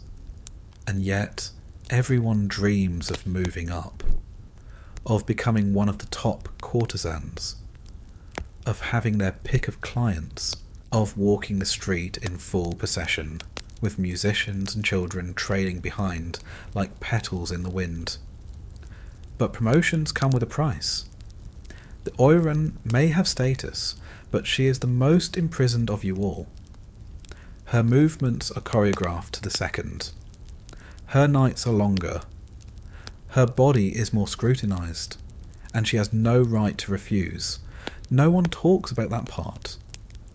You've seen girls claw their way toward that role like it's salvation, changing their laugh to match the more popular courtesan, copying the way she holds a fan, offering favours to the attendants who prepare the schedule, all of it desperate, all of it disguised as ambition. And when one of them finally rises, the others pretend to be happy, they clap, they smile, they bow lower. But that night, in the futon rooms, the air is heavy. No one speaks. And you know exactly what's being thought. She rose, that means someone else will fall. Because there are only so many positions at the top. And the house, like all things designed by men, believes that beauty is a pyramid. The higher you climb, the less space there is to breathe. The real tragedy is how deep the structure goes. It's not just you competing against other courtesans, it's the servants too. The hairdressers, the kimono attendants, the assistants who clean your room and carry your tea. They all want something. A favour, a promotion, a way up. And they watch you. If you drop a comb, they remember. If you speak too sharply, they tell the matron. If you smile at the wrong guest, they whisper about you. Everyone in the house is both spy and prisoner. Every kindness might be a trap. Even illness becomes hierarchy. If you're sick, truly sick, you must still work unless the matron declares you unfit. And she rarely does. You might cough blood into your sleeve and still be expected to attend the tea ceremony. You might have bruises hidden under silk and still be painted and perfumed by evening. But if you're the favourite, you might get a day to rest, an herbal tonic, a private room, and the other girls will hate you for it. Quietly, with restraint, with perfect posture. Because envy here is like everything else, disciplined. There's a phrase they use behind closed doors. She's climbing the stairs. It means a girl is rising in the house. It means she's winning, at least for now. But what they never say aloud is the rest of the proverb. The higher the stairs, the longer the fall. You once heard an older woman say it, half drunk, crouched behind the dressing screen, unpinning her hair with hands that shook from too many years of false laughter. She laughed bitterly when she said it. "They think being at the top means you're free," she muttered, "but the ropes are just made of silk up there." She retired 3 months later. No procession, no farewell party, just gone. Her room was reassigned the same day. Her name was erased from the registry by the next. No one said anything. You didn't either. Because hierarchy here isn't just a ladder, it's quicksand. And the more you struggle against it, the deeper it swallows you. And still, you compete. Because not competing means vanishing. And vanishing is the only thing worse than being humiliated. There's a mirror in the corner of the dressing room, tall enough to show your whole body when you kneel at the proper distance. It's warped slightly, probably cracked during some long-forgotten move, but it's polished every day. Because in this house, even distortion must shine. You look into it every morning. You see your face, your posture, your value. Not your value as a person. That's long gone. What you see is your rank, reflected in the thickness of your makeup, the complexity of your hairstyle, the layering of your kimono. The mirror doesn't lie, but it doesn't tell the truth either. It tells the house's version of who you are, and you've learned to believe it. That's the final quiet humiliation, the one no one talks about. Not the punishments, not the competition, not the favoritism, the gossip, the public corrections, the slow slide from being seen to being erased. No, the real cruelty is that eventually you start thinking the hierarchy is right. You start believing that the girl above you is better, that the girl below you deserves less, that you're lucky to be where you are, even if where you are is knee-deep in sorrow, exhaustion, and silk. Because the system doesn't just hurt you, it convinces you it's the only reality that makes sense. You stop questioning it. You start playing it. You begin adjusting your own posture when a senior girl enters the room. Not because anyone told you to, but because it feels correct. You speak a little softer when the matron walks past.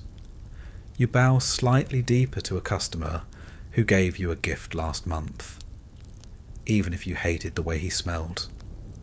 You measure your own value not by your health, your happiness, or your hopes, but by how many clients remembered your name this week. And when no one does, you don't feel angry. You feel ashamed. You were told as a child that shame came from doing something wrong. But here, shame is built into the floorboards. It's laced into your waistband. It's steeped into your tea. It arrives every day like a delivery, placed gently at your door and signed for with a smile. You carry it with grace, because anything less would be another mark against you. Sometimes the hierarchy gets theatrical. There are events, dinners where only the top girls are invited to sit close to the most important guests, outings where only the highest earners are paraded like prized animals, festival days where a select few walk the street in ceremonial procession, while the rest of you stay inside, watching from the shadows. You pretend not to mind. You cheer. You offer congratulations. You fix the hem of her robe before she steps out, as if her promotion lifts you too. It doesn't. It reminds you that you're still down here, where the air is thick with missed chances, and the ceiling presses a little lower every day. You begin to talk differently about yourself. You stop saying things like, "I'm tired," or "I want to rest," or "I miss home." You say, "I'll try harder." You say, "Maybe next week." You say, "If I can just get one good client." Because ambition is the only acceptable emotion. Even despair is allowed, if it looks like hunger for more. But grief, regret, longing, those are luxuries you cannot afford. There's a language of the defeated here, and everyone speaks it fluently. You start marking time, not in days or seasons, but in how often your name appears on the board. You measure your worth by your bookings, your relevance by your visibility, Your future by how few girls outrank you this month. You become your position, not just in the brothel, but in your own head. The hierarchy lives inside you now, and it doesn't sleep. Sometimes it turns you into a weapon against yourself. You scold yourself before the matron has a chance to. You apologise before anyone accuses you. You punish your own hope before the house can strip it from you. And other times, it makes you cruel in quiet, polite ways. You feel a flicker of satisfaction when the new girl stumbles during the tea ceremony. You glance just a bit longer at the girl who's dropped in rank. You hold your fan a little higher when you sit closer to the favoured client than someone else. None of it is overt. You're not a villain. You're just surviving. And survival, in this place, often looks like complicity. You become fluent in the system, not because it's just, but because it's consistent. The rules are cruel, yes, but they are predictable. And when cruelty is predictable, it starts to feel like stability. And stability in a world like this feels like safety. Even the rituals of shame start to feel familiar. Being corrected in front of the others, being passed over for a booking, having to bow twice instead of once, having your makeup removed and redone by someone higher than you, as if your face belongs to the house and you applied it poorly. It all becomes routine, and routine becomes comfort. And so you keep performing, because performance is the only way to be seen. And being seen, even through the lens of hierarchy, feels better than being forgotten. Because that's the true bottom. Not failure. Not punishment. Oblivion. When no one calls your name. When your face no longer matters. When even the house forgets that you were ever here. There's a small locked box behind the matron's desk. You've seen her open it only once. Inside are name tags. Thin wooden plaques. Hand-painted with black ink. Old ones. Retired ones. Erased ones. Names of girls who left, or died, or disappeared. She keeps them like relics. Not with sentiment, but as inventory. One day your tag will be in that box. Filed. Forgotten. Archived. And the girl who takes your place will stand in front of the same mirror, adjusting her sleeves, wondering if she's rising or falling. And the house will keep going, because that's what it does. It takes your name, and it climbs the stairs without you. There is a poem they recite in the district sometimes, usually during festivals, when lanterns bloom like fireflies, and the air smells like grilled fish and smoke. The world is fleeting as foam upon water, a dream that fades with the morning bell. It's beautiful. Everyone nods when they hear it. Customers sigh, girls smile. Even the matron closes her eyes like it's a prayer. But you've lived the metaphor long enough to see it for what it is. A warning disguised as wisdom. A phrase meant to comfort those who have nothing. A lullaby to keep you still. They call this world ukiyo, the floating world. A realm of passing pleasures, of impermanence, of art and performance and longing wrapped in silk. A place outside the rules of ordinary life. But it's not outside, it is the rule. And its beauty is a cage. Here culture isn't just something you live in. It's something that lives in you. Uninvited, permanent, sacred. From the moment you enter the brothel, you're soaked in it. Not bathed, soaked, like cloth steeped in ink. Rituals, symbols. Rules disguised as poetry. Everything is beautiful, nothing is free. Start with the language. You speak a version of Japanese that barely exists outside these walls. Polished, deferential, sugar-laced. You refer to yourself in the most humble terms possible.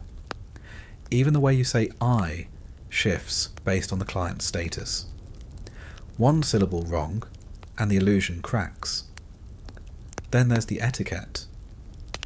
You learn how to pour tea as if the cup is holy.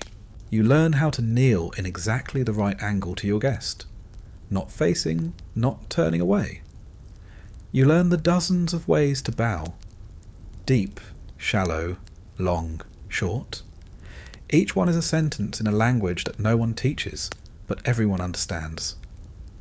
And if you get it wrong, if your sleeve drags across the floor, if your fan opens at the wrong angle, that's not a mistake, it's a sin. Because this culture doesn't forgive clumsiness.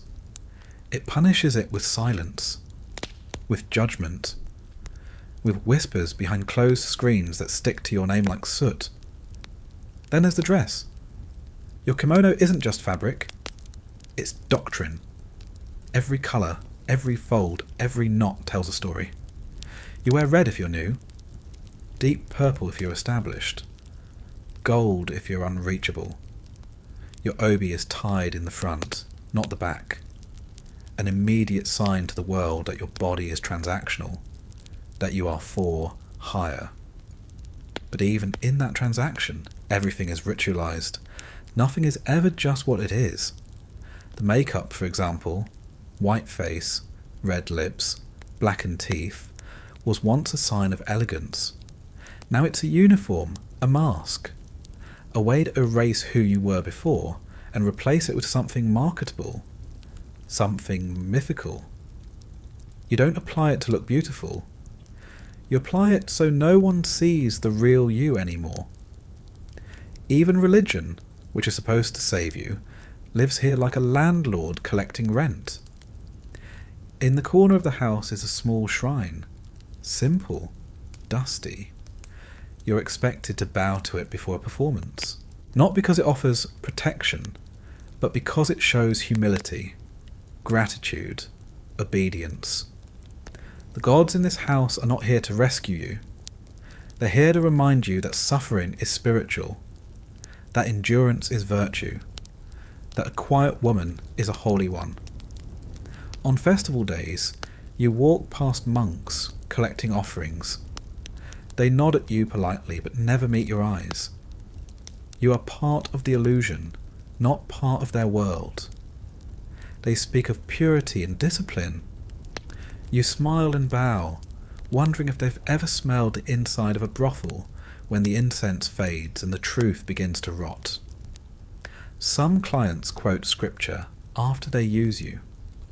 They speak of karma and rebirth, of duty and balance, as if your suffering is a debt being paid down across lifetimes, as if you should be grateful to suffer beautifully.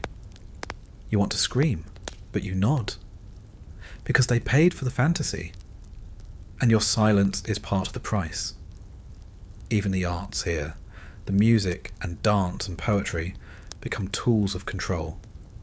You're trained in the shamisen, in fan dancing, in reciting poems with proper intonation and breath control. Clients love it, they clap, they call you refined, but none of it is for you. You perform culture, not for expression, but for approval, for currency, for survival. You don't play the shamisen because you love music. You play it because it buys you time, because every plucked string might mean one less hand reaching for your waist, one more minute of dignity before the lights dim. Even silence becomes sacred here. You're taught to speak softly, to never raise your voice, to let your eyes do the talking. Clients call it elegance, they call it mystery. But mystery is just what men name the things they don't bother to understand. You're silent because no one listens, because the culture that surrounds you rewards grace, but not truth. You once tried to talk plainly to a man. No poetry, no fan in front of your mouth. You told him you were tired, that your legs ached, that your stomach hadn't kept rice down in 2 days. He laughed. Not cruelly, just confused. He thought you were playing a new character, trying something fresh. You never spoke like that again. Because this culture doesn't want your honesty. It wants your myth. And if you forget that, the house will remind you. There are stories, quiet, shadowed ones, of girls who broke character, who cried in front of clients, who shouted, who ran away. Some were dragged back, some were sold to worse places, some simply disappeared. And when they're gone, the house tells the rest of you a story. A little fable, a tale of what happens when you forget your place. And then the incense is lit, the guests return, and the ritual continues. As if nothing happened, as if it never does. There is a law, somewhere in the scrolls of Edo, that says you are not a person. You are property under contract. Not in so many words, of course. The language is careful, decorative, bureaucratic, but its meaning is clear. You are leased, not just your labour, your name, your time, your smile, your body. And the law protects the transaction more than the girl inside it. They call it indenture, miyuke. Technically, you're a debt holder. Your family sold your contract to the brothel to pay a fee, and now you work to pay it off. On paper, there's a number, an amount of silver, a length of years. But it's an illusion, because the cost of your food, your makeup, your clothing, your lodging, your training, all of it is added back into your debt. Every bath you take costs money.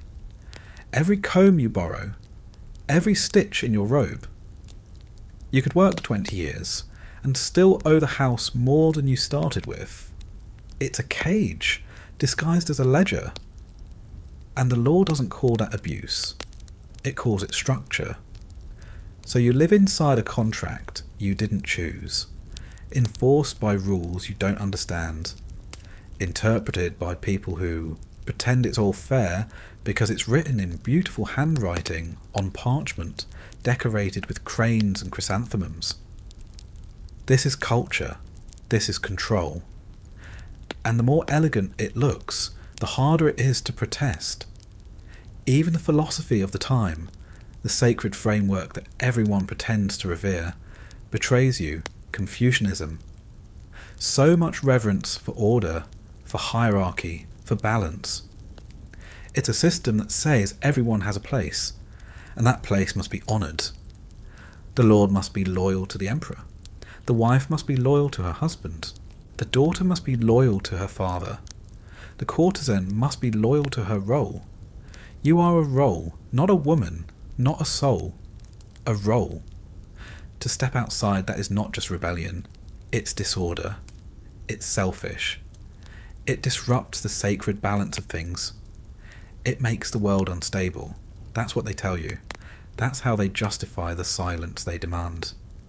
You've been told that good women endure, that obedience is purity, that suffering with grace is the highest form of womanhood. And so you work harder, smile wider, and bleed more quietly.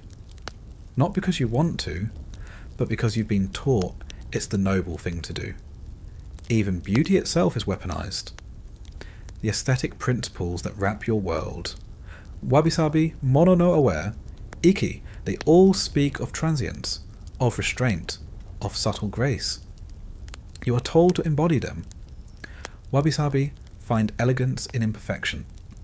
Mono no aware, accept the sadness of passing things. Iki, be stylish, but never loud. Charming, but never needy. Present, but never clinging. You are made to believe these are values, but they're rules. Rules dressed as art. You wear them like another layer of fabric, another cord around your waist. Even the architecture conspires against you. The house is designed to be both open and confining. Sliding walls, thin doors, paper screens. Everything lets in sound, but nothing lets you out. You hear every conversation, every footstep, every name that isn't yours. But you can never raise your voice above a whisper. You live in a world where privacy is myth, and silence is etiquette, where secrets pass through rooms like smoke, where your body might be sold 5 times in a night, but your voice remains leased to the house. There are festivals, of course, public ones, moments where the culture steps outside and everyone plays along. The brothel hosts elaborate displays, dances, poetry recitals, even parades. You dress in layers so heavy they bruise your collarbones. You paint your face with such care it takes hours. People cheer. They throw coins. They bow to you in the street. You smile. Because that's the role. Because they have taught you that this brief moment of applause is the reward. This is the purpose of your endurance. You are an ideal now. A symbol. A living poem. But when you return to the house, the makeup is scrubbed off with cold cloth. The layers are peeled away. And underneath, your ribs still hurt from the obi that was tied too tight. Your heels are bleeding from the sandals. Your scalp is raw from the weight of the ornaments. No one applauds that part, and yet the belief holds. Because it's not just others who believe in the system, it's you. You pray? Not because you expect rescue, but because it's the only ritual left that feels like choice. You bow at the shrine not because you feel holy, but because it reminds you of a world that might care somewhere, somehow, if you disappear. There's a word they use in the poetry houses, yugen. It means a profound, mysterious sense of the beauty of the universe, and the sad awareness that you will never understand it. You are told this is beautiful, that living in the margins of understanding is elegance, but what it really is loneliness, dressed in silk, masked by grace, sold in increments of 30 minutes. Eventually you stop asking whether it's right. The rituals, the hierarchy, the laws disguised as elegance. You no longer waste time wondering if it should be different. That kind of thinking takes energy you can't spare. Thought in this place is rationed like sugar. You use it carefully, only when necessary. Only when you're alone, if such a thing is ever true. Instead you begin to ask, what can I live with? Not what do I deserve? Not what will save me? Just what will let me sleep without choking on my own tongue? Because that's the real function of belief here. It isn't enlightenment. It's anesthesia. You need to believe in something, anything, that dulls the edge of what's happening to you. Otherwise, the sharpness will carve you hollow. So you borrow faith where you can. Sometimes you believe in karma. Not the elegant version whispered by monks, but a private kind. That every cup you pour, every smile you fake, every night you survive, adds something to an invisible balance sheet. That one day someone or something will notice. Will say, she suffered well, she endured, let her go.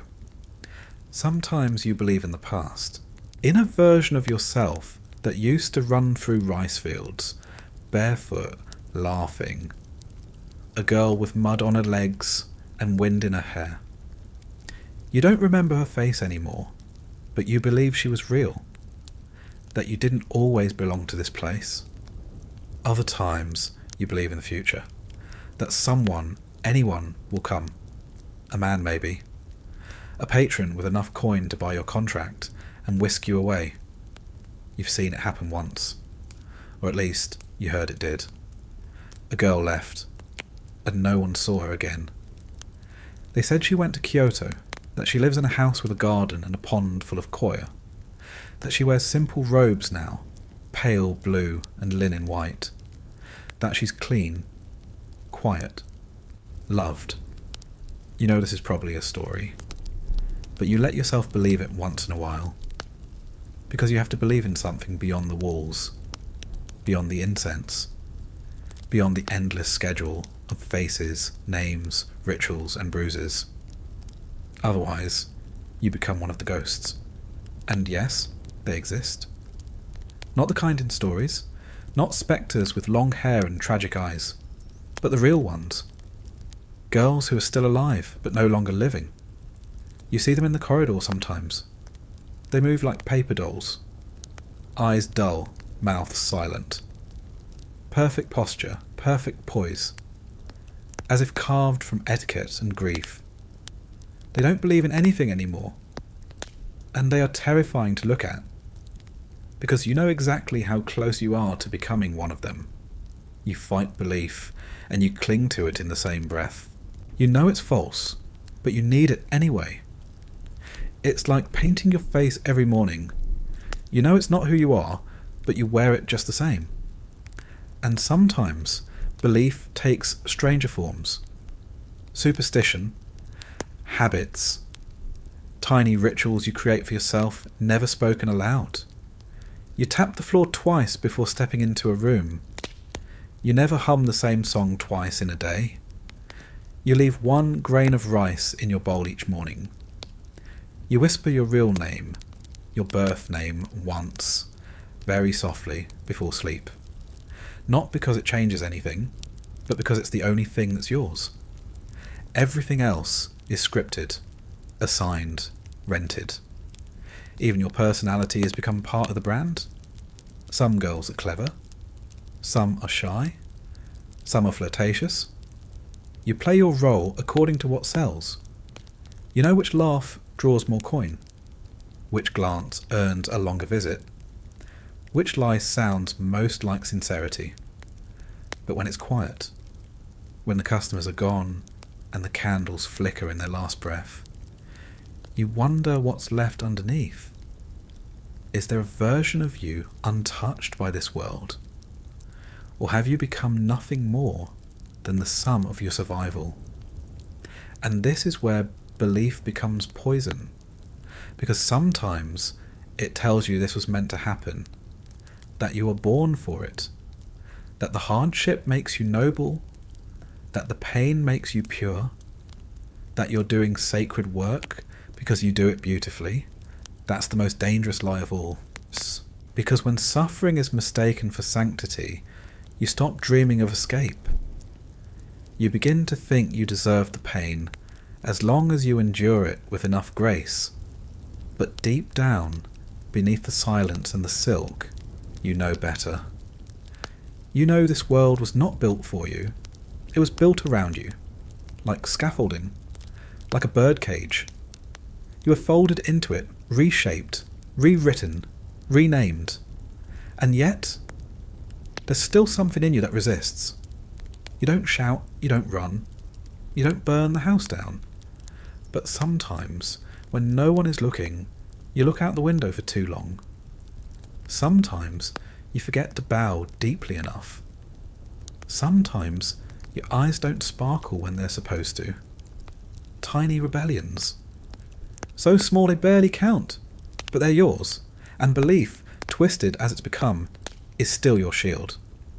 Not belief in the house, not in the gods, not in the law, but belief that one day this version of you, the one trapped here, will be remembered. Not as a courtesan, not as a symbol, but as a girl who survived a system that called itself art and made it look effortless.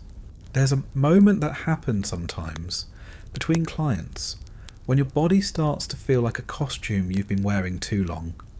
Not just tired, unreal. Your fingers twitch. Your mouth still smiles on instinct. But there's nothing behind it. The shell's still performing, but the person inside is checked out. It's not poetic. It's not tragic. It's absurd. You're sitting there in layers of silk and powdered makeup, listening to some half-drunk merchant recite the same poem he's probably used on 3 other girls this week. You nod, you paw, you tilt your head just slightly, the way you were taught, and all you can think about is how tight the sash is digging into your stomach. Not because it's painful, because it's funny. You start laughing. Not out loud, that would be inappropriate, but inside, you're laughing so hard you can barely breathe, because the whole scene is ridiculous. You pretending to be enchanted. Him pretending to be poetic. The matron pretending not to watch from the corner. The children in the hallway pretending they don't understand what this place is. The gods in the shrine pretending they still listen. The whole world has become a play, and no one knows who the audience is anymore. The horror doesn't come from one moment of trauma. It comes from the sheer normality of it all. How quickly you start accepting things that would have once turned your stomach. You remember the first time you saw blood on the tatami mat. It was near the end of a long night. A customer with rough hands, a temper, too much sake. The girl didn't cry. She apologised. She apologised to him, to the matron, to the room. She bled through her robes, bowed deeply, and was escorted out without a sound. The next morning, you saw a servant scrubbing the floor. No one mentioned it. No one warned you. Just a soft whisper from another girl. Don't make him angry next time. And that was it. That was the entire reaction. You started learning to walk around horror, to schedule it, to categorize it like any other duty. And then there's the absurdity of preference. Some men want you to cry. They call it purity. Some want you silent. They call it elegance. Some want you to insult them, slap them, humiliate them. One brought his own collar and asked to be walked around the room. You laughed once. He liked that. You laughed again. He didn't. One man asked you to pretend to be a ghost, said it made the pleasure deeper. You painted your face a paler white than usual and floated through the room like smoke. He paid extra. This is the job. And the house makes no distinction between affection and degradation, as long as the coin is clean. You see things you never wanted to see. A senior courtesan who passed out mid-session. No one helped. The client finished, adjusted his robe, left the money on her stomach, and stepped out whistling. A girl who stopped speaking, not from trauma, just stopped. No words, not even in private. She worked like that for 3 weeks. The clients liked it, said she was mysterious. She started talking again only when she collapsed during a procession and had to be force-fed broth in the sick room. They said she was lucky, that she'd snapped back. That's what they call it, snapping back. Like your mind is just a fan someone folded the wrong way. The bathhouse is another scene from this theatre of absurdity. You go there to scrub yourself down between clients. But it's not cleansing. It's not restful. It's transactional. You sit in silence with the other girls, steam rising like ghosts around your heads. Each of you rubbing at your own skin, like it's a stain that won't come out.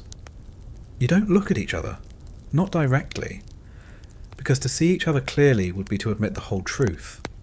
So you focus on the rituals. Wash the arms, the back, the legs, never the heart. That part stays filthy, untouched. The servants bring towels and hot water and leave without speaking. They've seen too much. They know to keep their eyes low. You once saw a girl try to drown herself in the tub. Just held her own head under. No drama, no note, just stillness. Another girl pulled her up, slapped her until she coughed. No one told the matron, because if she found out, the girl might lose work. And without work, she'd have nothing left. That's the horror. Not that the pain happens, but that it makes sense. That the systems in place are so efficient, so polished, so elegant, that even the worst moments feel like just another part of the performance. The absurdity becomes your reality, like the time a client died in the middle of a visit, collapsed right there on the tatami. Hart stopped. His head fell against the wall with a soft knock. You screamed. The matron was there within seconds. She didn't blink. She bowed, apologised to the man's attendant, called for a servant to fetch a cart. The body was removed quietly, respectfully. The room was cleaned. You were given tea, told to change, and rescheduled with another guest an hour later. No time off, no questions, just, he died satisfied. Consider it an honour. And you nodded. Because that's what you do. You nod at death. You bow to madness. You curtsy for ghosts. And you never ask why. Sometimes it's hard to tell if you're in pain or just remembering how to feel. That's how deep it goes. Not the hurt itself, but the numbness that follows. You stub your toe on a doorway. You don't flinch. You laugh. Not because it's funny. Because you're relieved to feel something simple, something stupid, something that isn't layered with obligation, performance, or shame. And yet the absurdity doesn't stop. One client wants to smell your hair. Just your hair? For an hour? No conversation. No touch. Just breathing it in. He tips well. You let him. He closes his eyes and sighs like he's listening to poetry. Another one insists on pretending he's your long-lost brother. Every time. You greet him with surprise. He cries. You hold him. He leaves. You don't ask questions. You don't break character. Because the second you do, the money stops. And if the money stops, the house notices. And if the house notices, you lose status. And if you lose status, you lose everything. So you become whatever the absurdity demands. A mother, a child, a fox spirit, a vengeful ghost, a plum blossom in spring. One man asked you to sit absolutely still while he lectured you about the shogunate's rice tax reforms for 30 straight minutes. You said thank you afterward. He smiled. The horror is that you meant it, because it was better than what the next client did. There are rumours of brothels that go further, places in the outer districts where the shows are more grotesque, where exotic acts are performed behind paper walls soaked in sweat and blood, where the girls are not courtesans, but spectacles, theatre, meat. You've never seen it, but you've seen the girls who come from there. They don't speak much. They don't bow quite right. They don't blink fast enough when someone raises a hand. Some end up here. Some last a month. Some rise, briefly, then vanish. No one says what happens to them. You know better than to ask. The clients sometimes talk about them, brag about the wild places, the underground houses. They laugh, clap each other on the backs, recall scenes with strange mixtures of awe and revulsion. They love to be shocked, but not too shocked. Never disturbed. That makes them uncomfortable. So your job is to balance on the edge of tastefully horrifying, to make your degradation look curated, erotic, poetic, to cry in the right places and moan in others, to suffer in silence unless invited to do otherwise. Pain is only profitable if it's framed correctly. One client liked to cut his own palm and ask you to hold it. He said it was intimate, a bond of trust. You asked him to stop once, politely, smiling, as if requesting extra tea. He said no. You cleaned his wound. He tipped well. You showed the matron the blood on your robe. She didn't blink. She gave you a replacement and said, "He's reliable." And that was that. You start to think maybe you're the mad one, that the absurdity has always been there, that this world is working as intended, and it's you who hasn't adapted fast enough. You wonder if the oiran, the top courtesan, feels the same, She looks untouchable, glides through the house like a poem no one is allowed to interpret. But you've seen the bruises on her thighs. Faint, faded, patterned like a garden that's bloomed too many times. She smiles anyway. The younger girls worship her. You envy them, their ignorance, their faith.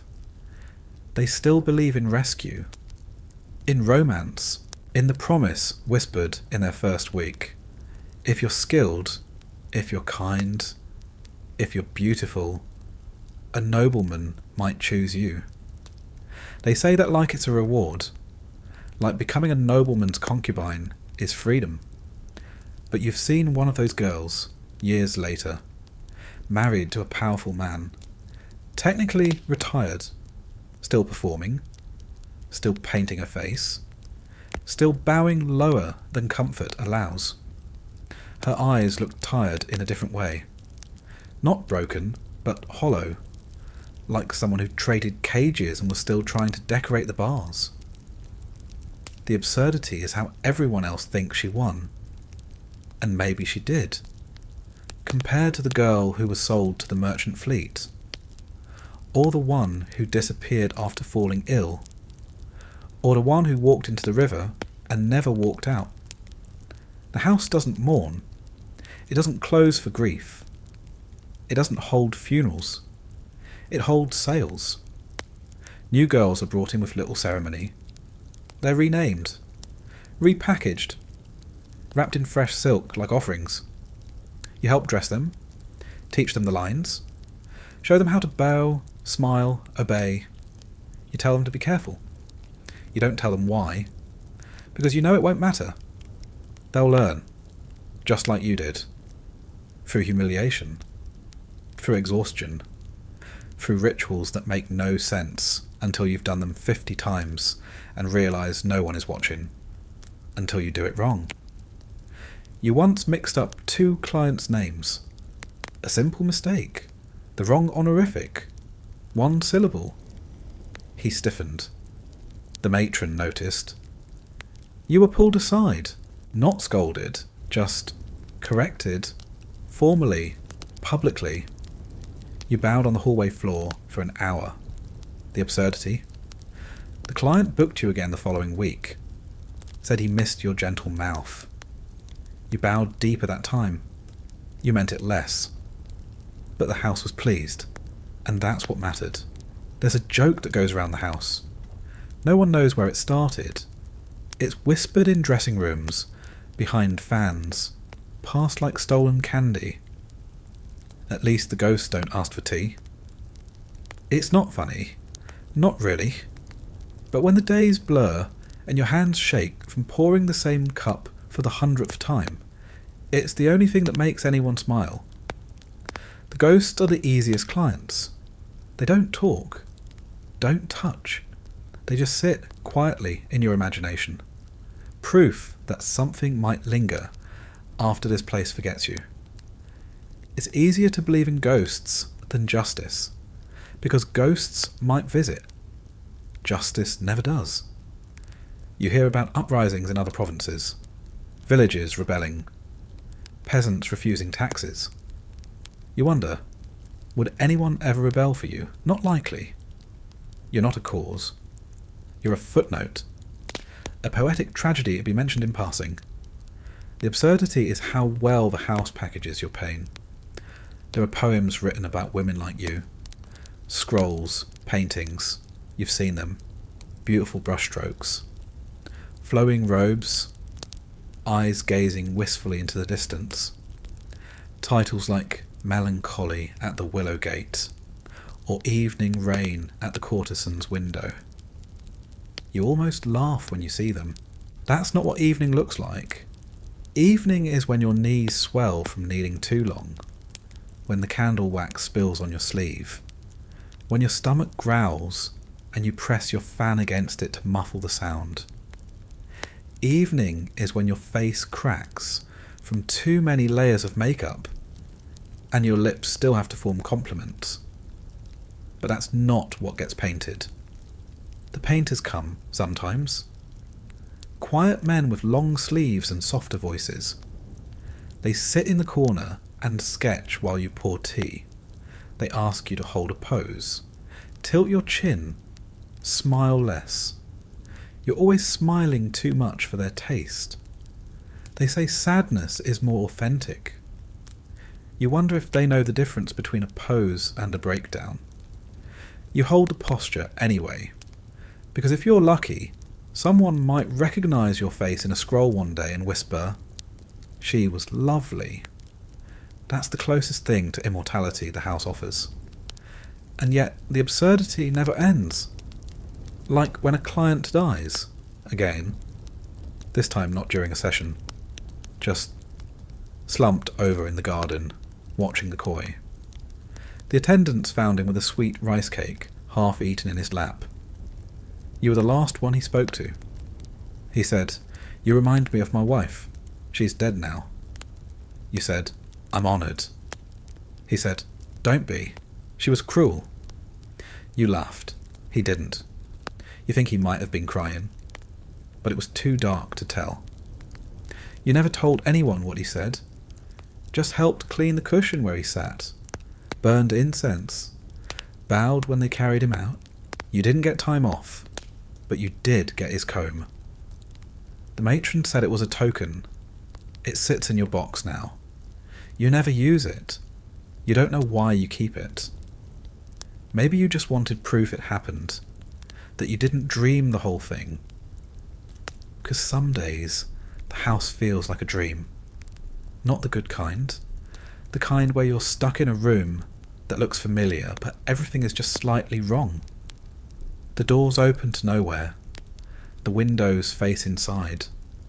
The mirrors reflect someone else. And you perform.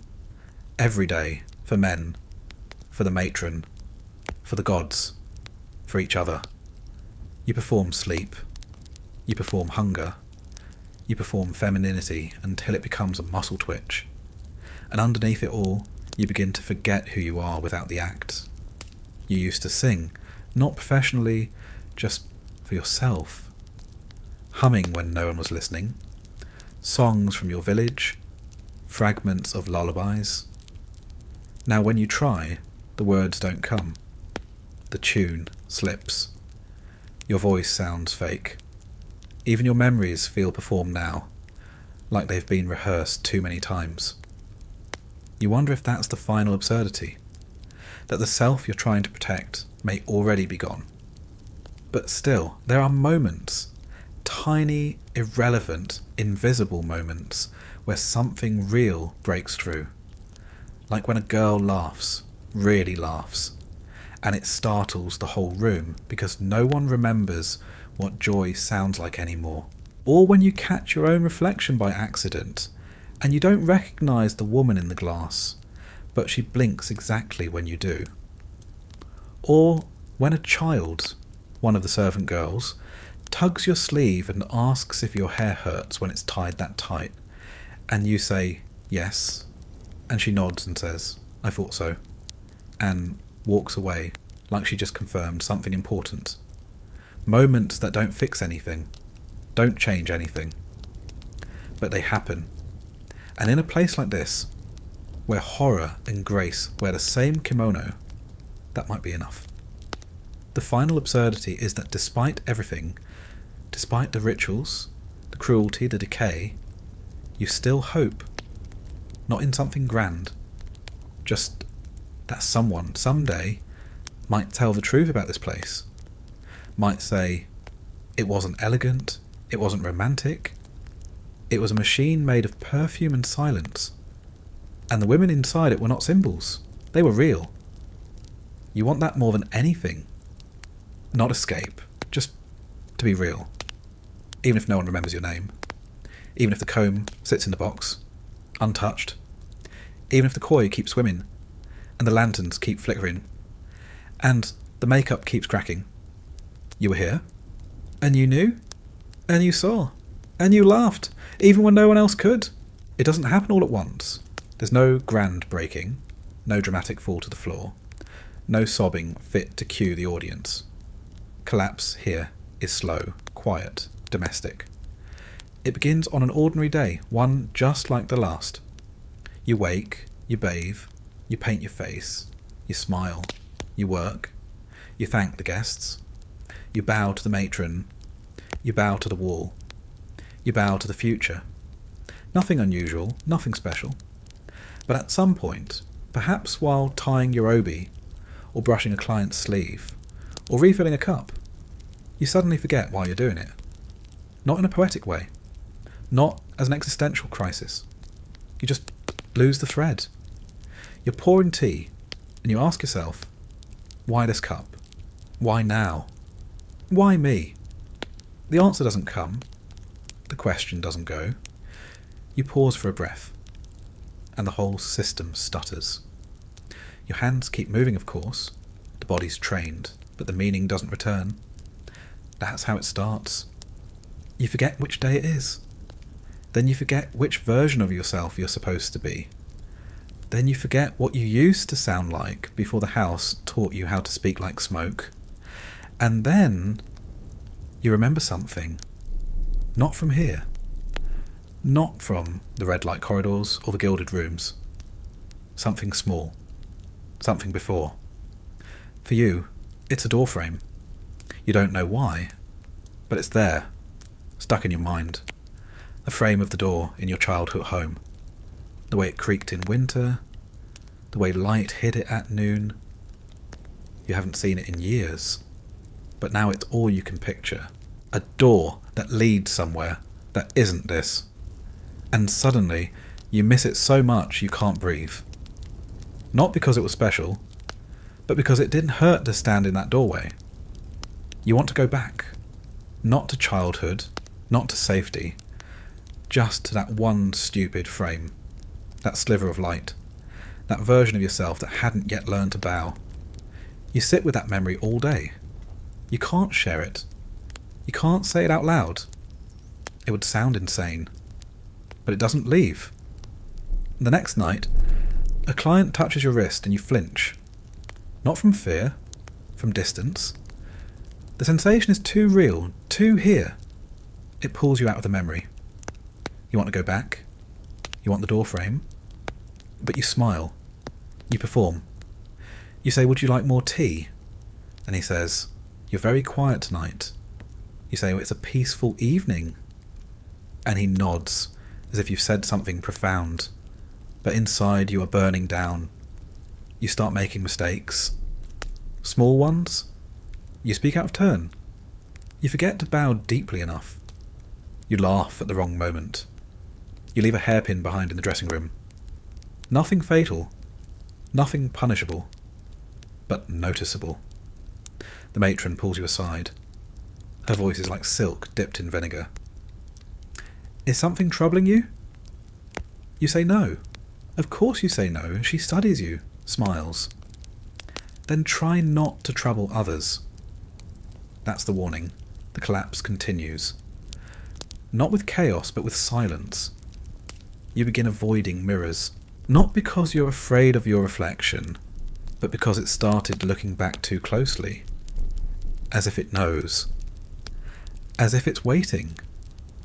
You walk past the shrine and stop bowing. No one notices. You sit in the bathhouse too long. Let the water go cold.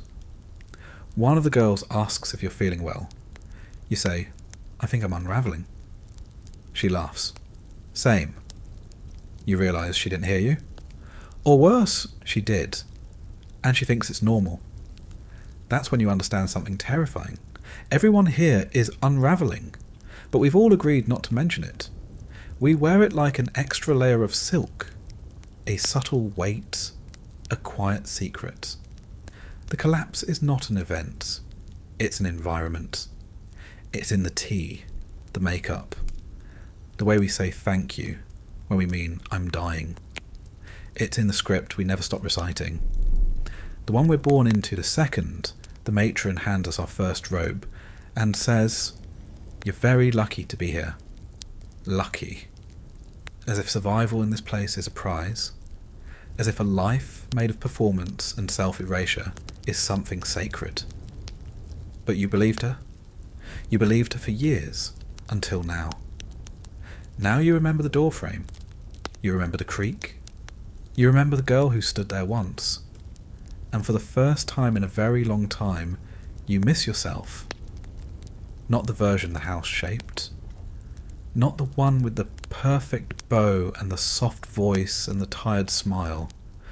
The real one. The one they told you was too loud, too messy, too honest. The one who used to dream without having to make it look graceful. You sit on the floor one night, after hours, still in costume, and you weep. Not like the girls in poetry scrolls. Not elegant, not pretty. You sob like something feral. Like grief that was trapped in your chest for years, finally broke a window and climbed out. You cry until your lung seize, and your throat aches, and your makeup sticks to your sleeves. And when you finish, nothing is different. The room still smells like incense. Your next client is still scheduled. The house still hums. But inside you, something has snapped. And not broken, and snapped back. Like a bowstring that remembered it was meant to launch something. The strange thing is, once you admit you're unravelling, the world doesn't punish you. It just pretends not to notice. You still show up. You still paint your face. You still fold your knees beneath you on the mat and pour tea like your bones were designed for ceremony. But now, it's like you're watching yourself from across the room. And the worst part? You're good at it. Even while collapsing, you hit every mark. Your smile is still convincing. Your bows are still deep. Your laugh still lands in the right places. Clients still call you charming. Some say you've become even more graceful lately. Mysterious, elegant, delicate. They don't know that they're complimenting your slow erasure. One night, a patron looks at you and says, "You're so calm, like a still pond." You nearly choke on your breath. If he could see the chaos under your skin, the rage, the longing, the desperate prayers you whisper into the wall when no one is listening, he'd think you were possessed. But he just smiles, pleased with his observation. Still pond? Still? Still here? Still pretending? The other girls, you start to notice them differently. Not as rivals, not as ornaments, but as survivors. You watch them through a new lens, now that your own perspective has cracked open. You see the way Ayame rubs her thumb against her chopstick 7 times before eating, ritual, or how Chio always leaves one sleeve slightly crooked when she's tired, resistance, or how Misaki speaks to herself under her breath when the matron isn't looking, anchor, little acts, tiny rebellions. These girls are not just pretty faces in painted masks. They're stories walking around in borrowed names. And like you, they're slowly coming apart.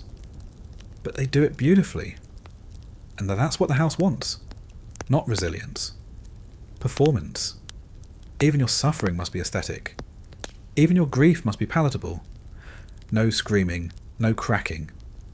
Just soft folds, soft footsteps, soft sighs in hallways that echo like abandoned prayers. And yet, you begin to dream again. Not at night. Those hours belong to ghosts. But in the odd pockets between duty, you picture what it would be like to sit by the river without obligation, to let the wind touch your hair without brushing it back, to feel hunger and eat without weighing the cost, to speak without calculating tone, syntax, subtext, effect. You begin to imagine a version of yourself that doesn't belong to the house. You don't know what she wears, or what she eats, or where she lives. But you know she breathes easier. That image keeps you steady in small, invisible ways.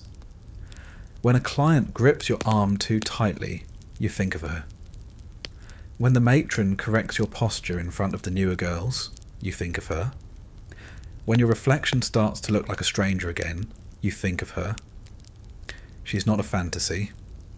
She's a memory forward. A version of you waiting for permission to exist. And then one night, something unthinkable happens. You say no, not loudly, not dramatically, just firmly. A client asks for something you've done before, something the house would expect you to agree to. And you say no. You don't apologise, you don't explain. You just meet his eyes and hold your ground. For a long moment, everything freezes. He stares. You wait. The walls seem to breathe. And then, he nods, says, "Very well." That's it. He doesn't yell, doesn't complain, doesn't strike. He finishes his tea, bows and leaves. You sit in silence for 10 minutes afterward, trembling. Not because of him, because of what didn't happen. Because for the first time in years, you chose something. And the world kept spinning. You start to wonder how many other choices you were allowed to make but didn't. Not because you weren't capable, but because no one ever told you the silence could be broken. You start listening more carefully. Not to the matron, not to the clients, to the pauses, the gaps, the spaces between the bows, the laughter, the ceremonial grace. The places where a different story might live. You begin writing poems again, tiny ones, fragments. You scratch them into scraps of paper and hide them beneath the tatami mat. They're not good. They're not meant to be. They're yours. You once wrote, "I bowed so low, the floor knew more of my breath than my name." You folded it into the sleeve of a robe no one wears anymore. You're not even sure why. Maybe because you needed to leave a version of yourself somewhere the house couldn't erase. You're still unravelling. That doesn't stop. But now, the unravelling feels less like breaking, and more like shedding. As if the roles, the scripts, the painted smiles, they're peeling away. And what's left underneath is soft, uncertain, untested, but real. You don't tell anyone what's happening. Not because you're afraid of punishment, but because you don't know how to explain it. What would you say? I remembered I was a person. I miss myself. I'm tired of pretending to be grateful for survival. It would sound foolish, or worse, dramatic. So you hold it quietly, like a fragile lantern cupped in both hands. Small, flickering, but yours. And it changes everything, subtly. At first, you walk differently, slower, not out of laziness, but intention. Like your steps matter again. Like they belong to someone, not something. You don't smile on command anymore. You still smile, but only when it comes from someplace real. You let your voice rest between syllables. Let silence sit where it wants. You start eating the rice they give you, not just because it's fuel, but because you remember liking the taste. You even savour the pickled plum sometimes, though it still twists your jaw. A girl notices. She says, "You look different." You say, "I feel the same." And you don't elaborate, because this part, this quiet reclaiming of self, can't be explained. It has to be felt. The matron notices too. Her gaze lingers longer. She corrects you more often. She starts assigning you to clients she trusts less. That's how you know you've changed. Not by how free you feel, but by how the system tightens around you. The house knows something is shifting. It doesn't punish you directly. It doesn't have to. It just recalibrates. Tries to smother you in responsibility. Increase the rituals. Add new tasks. Make you so busy you forget again. But you don't. You begin to see through things. Like how the most honoured courtesan is still not free. How the rituals aren't sacred, they're tools. How beauty is used to blind you to exploitation. How the myths of elegance are armour for a system that feeds on silence. and how even the gods in the corner shrine are paper puppets with gold paint and hollow eyes. You don't stop bowing, but when you do, it's for yourself now, not for them, not for the house, not for the men who come in here asking for pleasure but never offer kindness. You begin to sit with the younger girls longer. You don't give advice. That would feel dishonest. You just listen. Let them talk about their aches, their dreams, their memories. You don't correct them when they speak hopefully about rescue. Hope is a language they still need. You've learned a different dialect. One made of quiet choices. One built not on escape, but presence. You once thought collapse meant failure, but now you see it for what it is. Shedding the lies you've been told and choosing not to replace them with new ones. You'll still be here tomorrow. You'll still pour tea, still paint your face, still answer to a name that was never yours, but inside something is rooted, and it will not bow. You keep writing poems. You don't hide them anymore. You leave one on your pillow, knowing a servant will find it. You fold another into the hem of your kimono. You even whisper one into a client's ear once. He laughs, confused. Thinks it's part of the performance. Let him. The words are not for him. They are for you. They are proof. You don't know what comes next. You might be here another year. Or 5. You might grow old in this house. You might vanish in a night and become another myth.